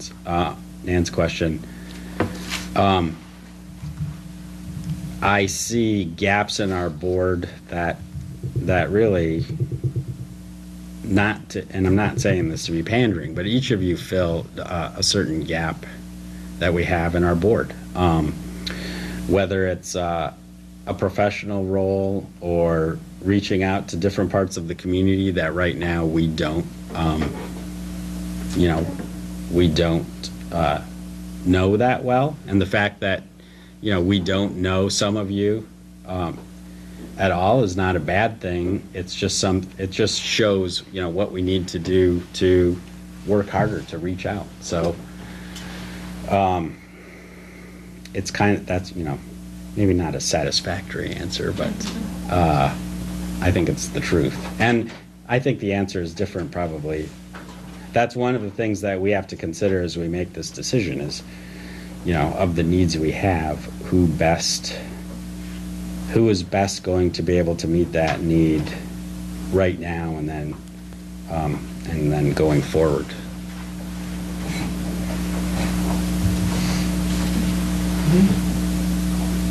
Anybody else want to add on to that?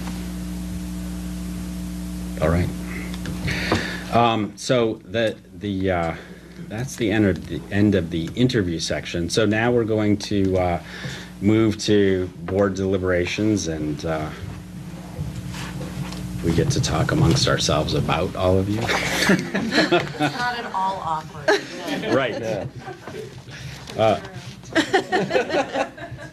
I would like to just say, though, if you do want to get up, get a drink, go to the bathroom, whatever, I know it can be very tense there, so I don't want you to feel intimidated to take care of what you need to take care of. Yeah, right. Because this is, Sure. I feel nervous for it. And we probably don't need you to come back and sit in your, In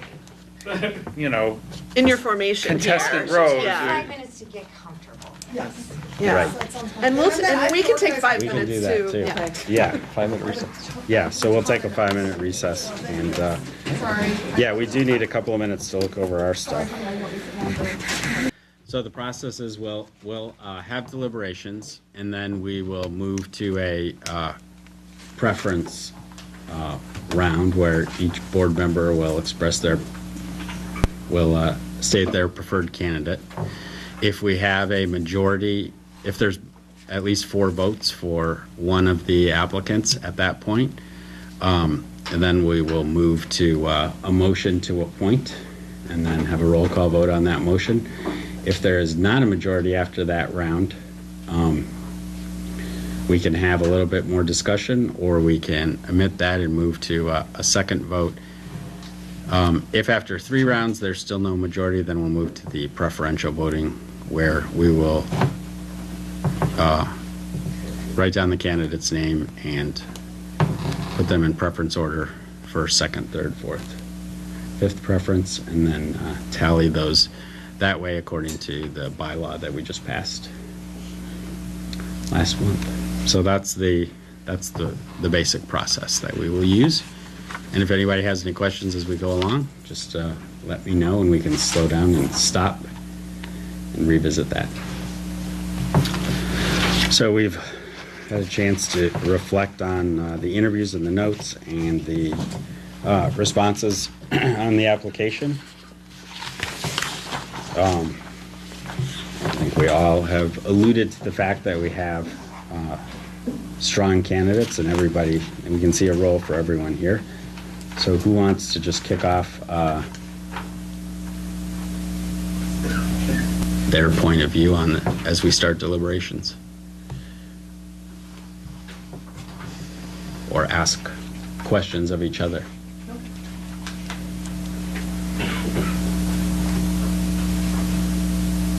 I can go. Okay. I think one of the things I was really listening for was experience within our district, and not necessarily in the same nooks and crannies that we're hanging out in, but new areas of the district, so that I can be hearing and learning more that I need to be considering at this table. And so I was looking for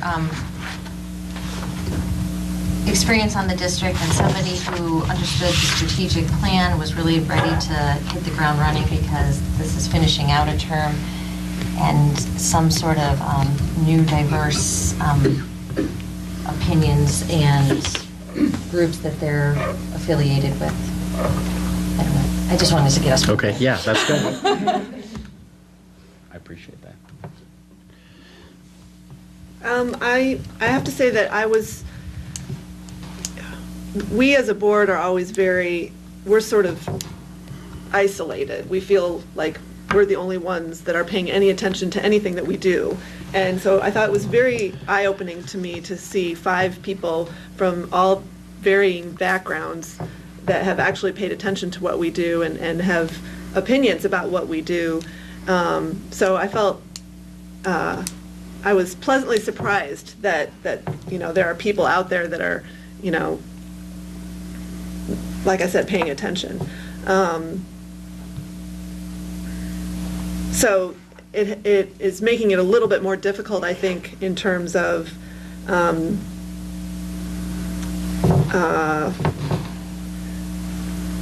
really, this is going to sound awful, but there isn't anybody to necessarily eliminate right off the bat. I think that all of you have been able to bring a point of view that I wasn't necessarily expecting tonight. So I guess that's kind of my point that I want to make. Okay. And to that point, I think I have written down here, Michelle had said about the breaking down silos, and we talked a little bit about that. And having all these people up here made me realize, like, there are 3 people that I didn't even know, but they know they're interested in being a part of this, and so that means that there's other people out there as well that are interested. And like Amy was saying, I think we've been in crisis mode for a really long time, so we're very much in our silo, even though we're trying really hard. And actually, your wife mentioned your in-group and your out-group, and in talking about diversity and moving beyond the people that you normally talk to. And so I think in the year moving forward, just in general, this somewhat to do with this, but just figuring out a way to have conversations with people that maybe are just like way out of our box of what we've been talking about, because obviously we've been trying, but I haven't seen these 3, so that for me is a personal worry. So I like that, that all these 3 people are here. For me, I'm gonna dive a little deeper. Coming here, one of my biggest things is proper representation in the district. So equity and diversity, and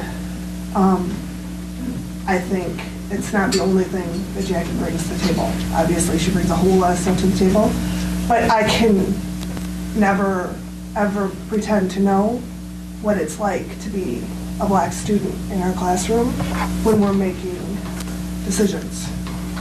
And I think it's really important to have somebody at the table that we can be like, dude, is this, how do you think this would affect your son? How did this affect you when you were in school?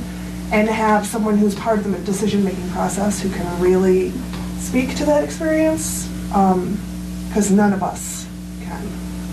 And for me, that is just, that's a huge part that I will fight on, even though, I mean, to go on, I mean, like, the city planning with Michelle, wow, like, that would be really cool to be able to, like, reach out and be able to work with someone else who's already worked within another system within our community.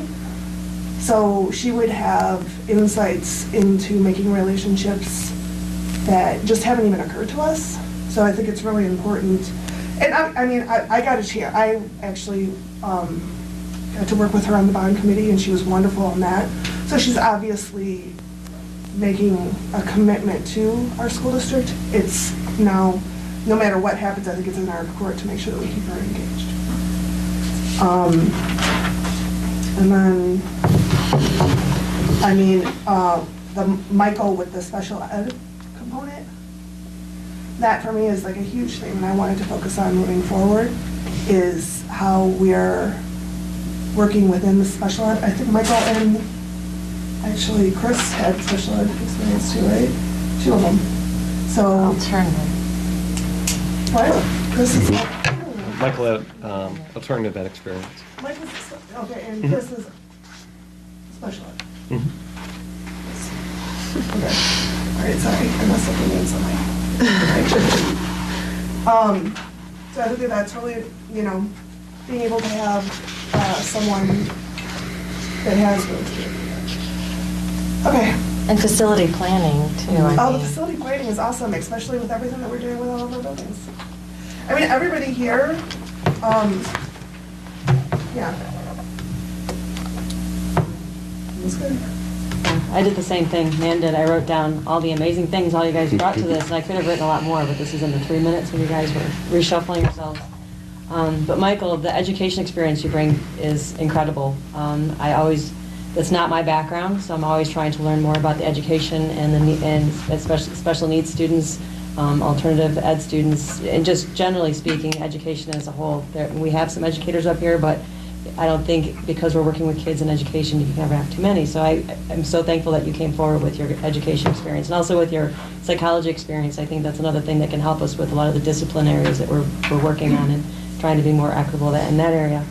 And Warren, the facilities, you're right. The buildings are our biggest physical asset, and they are extremely expensive to run.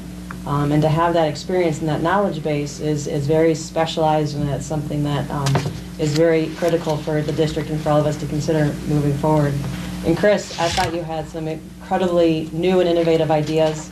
You brought a different way of approaching problems and approaching solutions that I really appreciated. And also your communications background I thought was instrumental in what we are trying to do as a board. We all talked about communications and communicating with our students and our parents and our the community as a whole. And Michelle, I'm just going down the line if you didn't notice what you guys were saying. What's helpful because you've been mean. Yeah.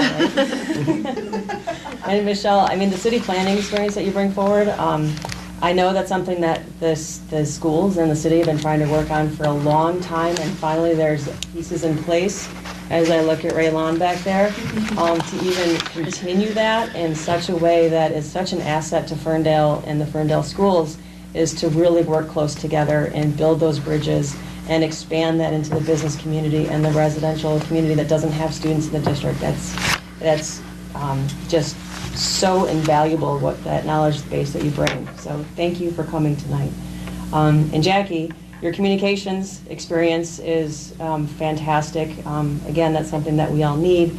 You also, as you said, bring a voice to the table that's currently not sitting here, and I think is imperative for our district to have that voice. I don't speak for every lesbian mom out there, and I know you don't speak for every black woman out there, but we have a perspective and we have a community that we can go back to and talk to and then bring it back to the table.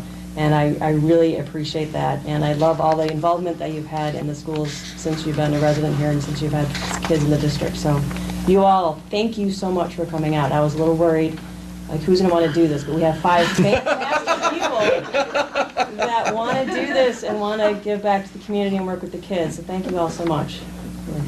No, really, it's a good job. It's fantastic. You're just trying to narrow down the group so you don't have to make a decision. Whoever's left after they have all, after everyone's withdrawn their name, then. Yeah. Kevin, do you want to? Oh, I guess I'm the only, I would love to have 5 more seats on the board. Yeah, I think that would be, it would be good. I mean, I would love to have urban planning experience. I would love to have architecture. I'd love to have parental involvement. People who sort of had a history of parental involvement, communications experience. So I appreciate all that you bring. And I really hope that we can move forward from today with all of you in one form or another. I know that hasn't always been done well in the past in this district, but I would really like to see each and every one of you involved, and we'll make a special effort so that that happens. And there's also an election coming up, so with at least probably 1 additional open seat. So I think there are further opportunities to be involved over time. Right. Yes, we do have 2 seats in the November 2016 election. So the seat that this opening is being appointed for now through the end of the year, and then the seat that Kevin is currently occupying is also up for election in November. So it's important to make that known. I think from my point of view, I talked about the strengths already, and I think many people have summarized them well. But since this is essentially a 1-year appointment with the hope that this person will run for re-election, I look at the qualifications, the involvement in the school district so far, the issues of representation that I think are important. I also think that in terms of roles, we've talked about that, but it is important, I think, at some point to always remain open to somebody serving on the board who has skills but maybe does not have children in the district, either now or perhaps ever. And I know that when my uncle was on the school board back in starting in the mid 1970s, he and my aunt did not have children, and I think he made good contributions to the board, and they continue to make strong contributions to the community. And so it's not certainly a prerequisite that one must have children in the district, either currently or recently. But I think that involvement in the district is important, and that's why I'm excited about plugging new people into the roles that, the various roles we do have. But I think in terms of the involvement with the Education Foundation and involvement with PTAs and other work throughout the district, that's probably the deciding factor for me right now. And it also makes for a strong candidate in an election. People do want to see that involvement on the resume as voters. So, any other input on the deliberation side of things, or are we ready to move to preferences? So the way that this will go, we'll just go around the table and state who our first choice is, and if there's a majority, then someone can offer a motion to appoint at that point. So, who wants to start? We can start down here, to my left. Okay, my first choice is Jackie Hart. And my first choice, thank you all again for coming tonight. My first choice is Jackie Hart. All right, Karen? My first choice is Jackie Hart. Mine's also Jackie Hart. Well, I guess my choice doesn't matter.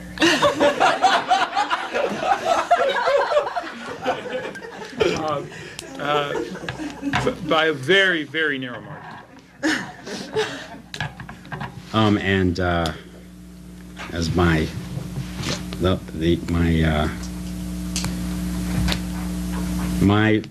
first choice is also Jackie Hart. So unanimity is not always welcome on the board, but in this case, we've all expressed that as our first preference. So a motion. Will pass. Yes, a motion to appoint Jackie Hart to the vacancy, the board vacancy through December 31st, 2016 is in order. I'd like to move that. All right, moved by Amy. Is there a second? Seconded by Jen. Any discussion on the motion? Hearing none, may we have a roll call, please, Ms. Shepherd? Butters? Yes. Yes. Yes. Yes. Yes. Yes. So with 6 yes votes and 0 no, the motion passes, and the appointment is made to Ms. Jackie Hart. So congratulations to you. And again, And I will be Mr. reaching Pruitt, out to the rest of you, as there's Yes. always a place in the choir. We have a marketing and communications committee, sustainability, and sinking fund committee. So we'd love to have you all involved within the district. So we'll be reaching out to you. Yep. Yep, volunteering in the building. The best part of the job is reading to the little kids. Yes, yes. It's awesome. March is reading month. Yes. And like we said before, if you have a specific way that you want to get involved as well, I'm sure if you reach out to any one of us by email or any other way, I think there's lots of ways to get a hold of us.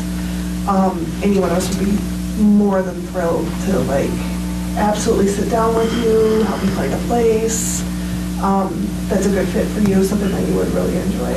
And then hopefully you'll all run. Right. So, Kim, do you have the oath? I do. You can administer it, or I can, is my last duty. You can. All right. In recess? So and after we do that, we'll take a break. So. to get situated. We don't usually take this many breaks. No. All right, yeah. There's 6 oaths of office, actually. Kim was ready. So, Jackie, if you'll just Go right in? come up here. And raise your right hand. Having been duly appointed as a member of the Board of Education for the period beginning January 4th, 2016, and expiring December 31st, 2016 by the Ferndale Board of Education at the special meeting held on Monday, January 4th. You hereby declare your eligibility to accept said position in accordance with the provisions of Section 1010-4 of the General School Laws, State of Michigan, revision of 1976. Now for the oath. I do further solemnly swear I do further solemnly swear that I will support the Constitution of the United States of America that I will support the Constitution of the United States of America and the Constitution of the State of Michigan, and the Constitution of the State of Michigan, and that I will faithfully discharge the duties of the office and I will faithfully discharge the duties of the office of member of the Board of Education of Ferndale Public Schools of member of the Board of Education of Ferndale Public to Schools the best of my ability. to the best of my abilities. Congratulations. Thank you.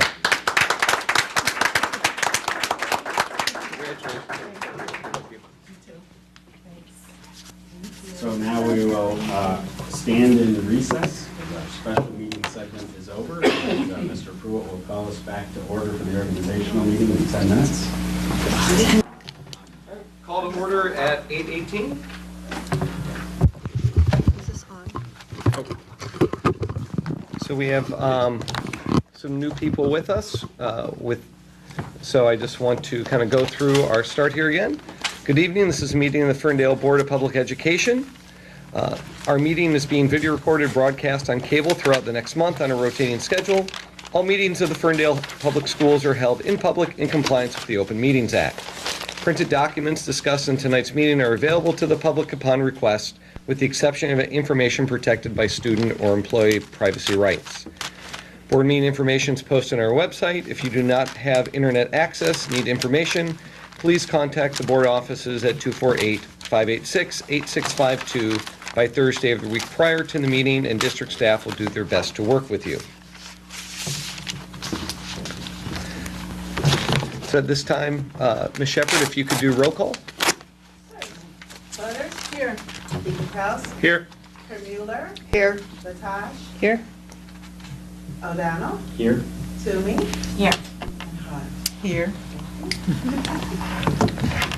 All right, we've already done our Pledge of Allegiance early, so we will move forward. Because we do have some new people with us, I wanted to make sure that we included the opportunity to do public comment. We do not have any forms at this time, but we do want to be able to offer it if we have people that would so like to. This is a time for public participation in the meeting. The Board of Education intends for the public to have many opportunities to address the board and administration of their school district. These include email, phone calls, face-to-face meetings, community gathering, public hearings, and other public meetings. We welcome individual and group input into the important issues that confront our schools. As noted at the top of the agenda, this is meeting of the school board open to the public. We want to provide fair and impartial guidelines for participation as required by the Opens Meeting Act and to encourage transparency and equal treatment for everyone in attendance.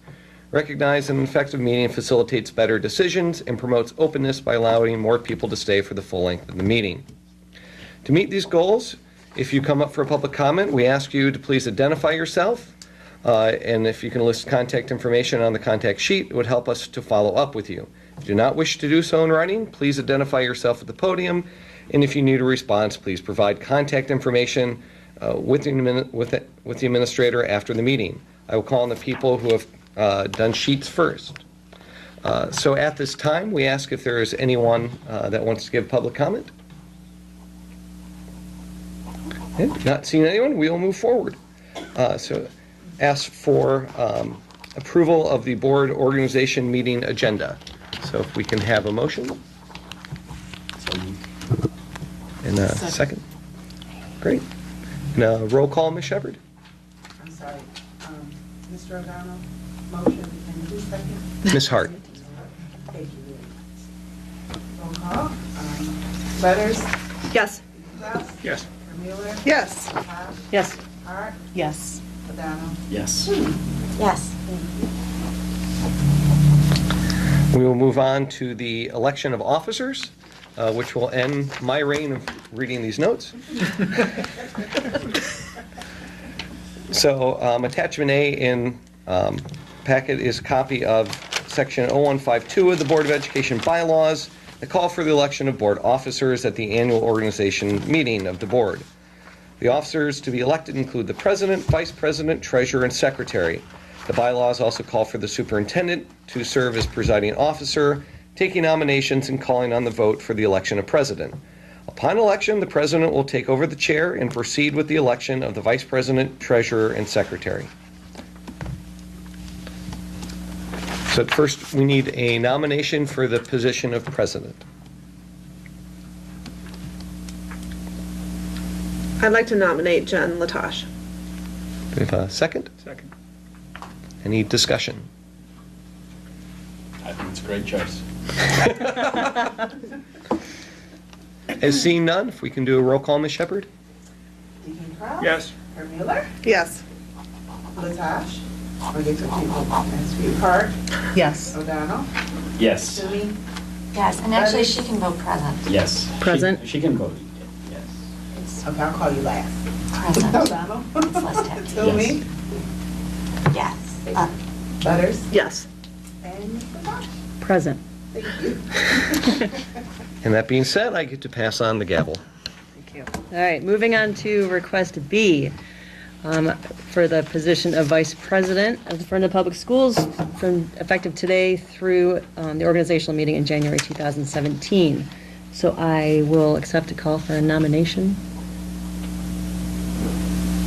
I move Nancy Kerr-Mueller as Vice President, or nominate, rather. A second. Second? Mr. Francis. I'll entertain a motion, or any other? Okay, entertain a motion to close nominations? So move. Okay, second? Ms. Hart? Ms. Hart? Okay. And then we'll move forward for the roll call for the appointment of Vice President for Nan Kerr-Mueller. Can I call her name? She's actually Kerr-Mueller. Yes. Lataz. Yes. Hart. Yes. O'Donnell. Yes. Me. Yes. Butters. Yes. Deacon Cross. Yes. And with, did I have to say with passage of 7 votes, Ms. Kerr-Mueller is our new Vice President. Congratulations. Moving on to request number C, the approval to elect Secretary for the Ferndale Public School Board of Education effective today through the organizational meeting in January 2017. I will entertain a nomination or call for nomination. I nominate Amy Butters. Second? Second. Any other discussion? Motion to close the nominations? So moved. Okay. Second? Which one? Mr. O'Donnell? Okay, thank you. And a roll call, please? Hart. Yes. O'Donnell. Yes. Me. Butters. Yes. Deacon Cross. Yes. Kerr-Mueller. Yes. Yes. Thank you. Thank you. With 7 votes, Ms. Butters is our new secretary. Moving on to request D, the approval to elect treasurer for the Ferndale Public School Board of Education effective today through the organizational meeting in January 2017. I'll accept a call for a nomination. I'd like to nominate Kevin Deacon Kraus. Thank you. Second? Yes, I second. Okay. Any discussion? Seeing none, I'll entertain a motion to close nominations. So move. Second? Second. Okay. And then we'll move forward with the motion to appoint or approve Kevin Deacon Kraus as treasurer. We have a roll call? Hart. Yes. O'Donnell. Yes. Toomey. Yes. Butters. Yes. Deacon Cross. Yes. Kerr-Mueller. Yes. What, the meeting dates? Yes. There were 7 yes votes. Mr. Deacon Kraus is our new treasurer. So I don't see where we have, oh, no, sorry, yes, never mind. Okay. Go ahead. Moving on to Just making sure. 7.2, to establish the board meeting dates and times for calendar year 2016, which I believe we all have.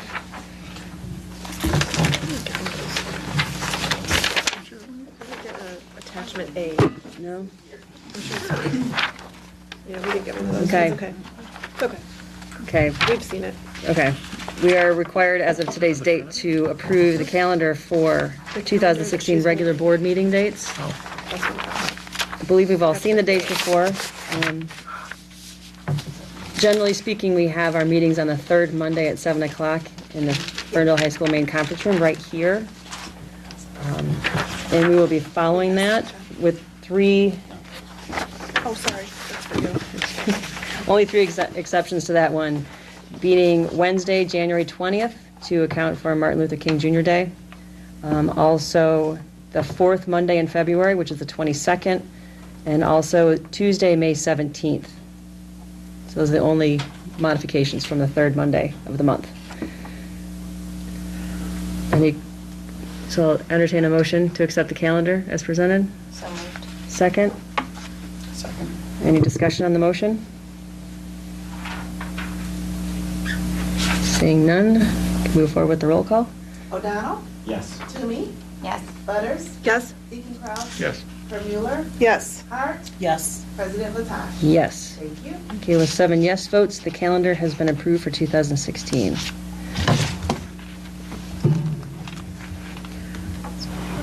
Moving forward to 7.3, which is to designate individuals to assume specific responsibilities of the treasurer and secretary of the board pursuant to section 154 subsection B of the Board of Education bylaws, which is attached here to as exact attachment C.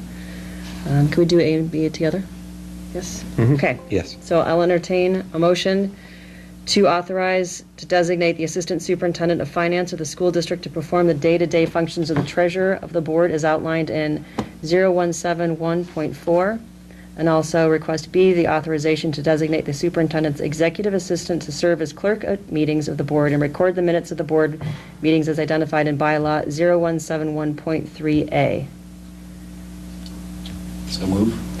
Moved by Mr. O'Donnell, seconded Second. by Ms. Hart. Any discussion? Seeing none, we can move forward with the roll call. Toomey, Yes. Butters, Yes. Deacon Kraus, Yes. Vermueller, Yes. Hart, Yes. O'Donnell, Yes. President Latasha. Yes. Thank you. The 7 yes votes, the request A and B have been approved. Moving on to 7.4, the approval to authorize bond for the treasurer of the board. The request is to approve a bond of $25,000 bond for the treasurer of the board as provided in section 0154C of the bylaws of the board. I'll entertain a motion to approve that request. Mr. Deacon Kraus, seconded by Mr. Mueller. Any discussion on the motion? Seeing none, we can move forward with the roll call. Butters, Yes. Deacon Kraus, Yes. Vermueller, Yes. Hart, Yes. O'Donnell, Yes. Toomey, Yes. President Latasha. Yes. Thank you. Thank you. With 7 yes votes, approval for 7.4 has been approved. Moving on to 7.5, the appointment of board members to board committees and other assignments, which we are required to do every year at the organizational meeting under bylaw 0154.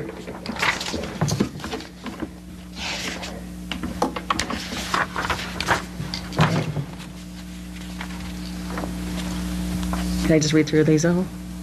Anyone? Can we just And just read through and them? just do one approval? Yeah. One approval? And technically, we don't even need an approval, but. Yeah, you're just Correct. appointing You're them. appointing. we- Okay. That's, that, We yeah. just do as you say. Okay. Serve it, Okay. serve at the pleasure of the president. Oh, what just happened? Guess where you're Okay. going, Kevin. We'll move- But it's nice to give you cover. Thank you. We'll move forward with the different committees that we have discussed.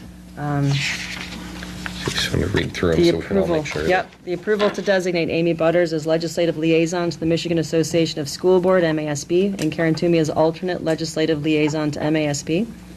Request B, the approval to designate Amy Butters as legislative liaison to the National Association, the National School Boards Association, and Karen Toomey as alternate legislative liaison to NSBA. Request C, the approval to designate Amy Butters as representative to the Oakland County School Boards Association, OCSBA, and Karen Toomey as alternate representative to OCSBA. Request D, the approval to designate Amy Butters as legislative forum member to the Oakland County School Boards Association, and Karen Toomey as alternate legislative forum member to OCSBA. Request E, the approval to appoint board members Kevin Deegan Kraus and Jim O'Donnell to Board Sustainability Committee, designating board member Kevin Deegan Kraus as chair of the committee. Request F, approval to appoint board members Nan Kermueller and Ms. Jackie Hart to the Board Achievement Committee, designating board member Nan Kermueller as chair of the committee. Request G, approval to appoint board members Amy Butters and Karen Toomey to the Board Governance Committee, designating board member Amy Butters as chair of the committee. Spend a lot of time My together. name is on there a lot, so is yours. Welcome. But I'm the alternate. 7.5 is the appointment of board members, the approval to designate Nan Kermueller as delegate to the Head Start Committee as administrative committee under the board policy, and Jackie Hart as alternative delegate to the Head Start Committee. And 7.6, the approval to designate Jim O'Donnell as delegate to the marketing committee as administrative committee under the board policy, and Kevin Deegan Kraus as alternate delegate to the marketing committee.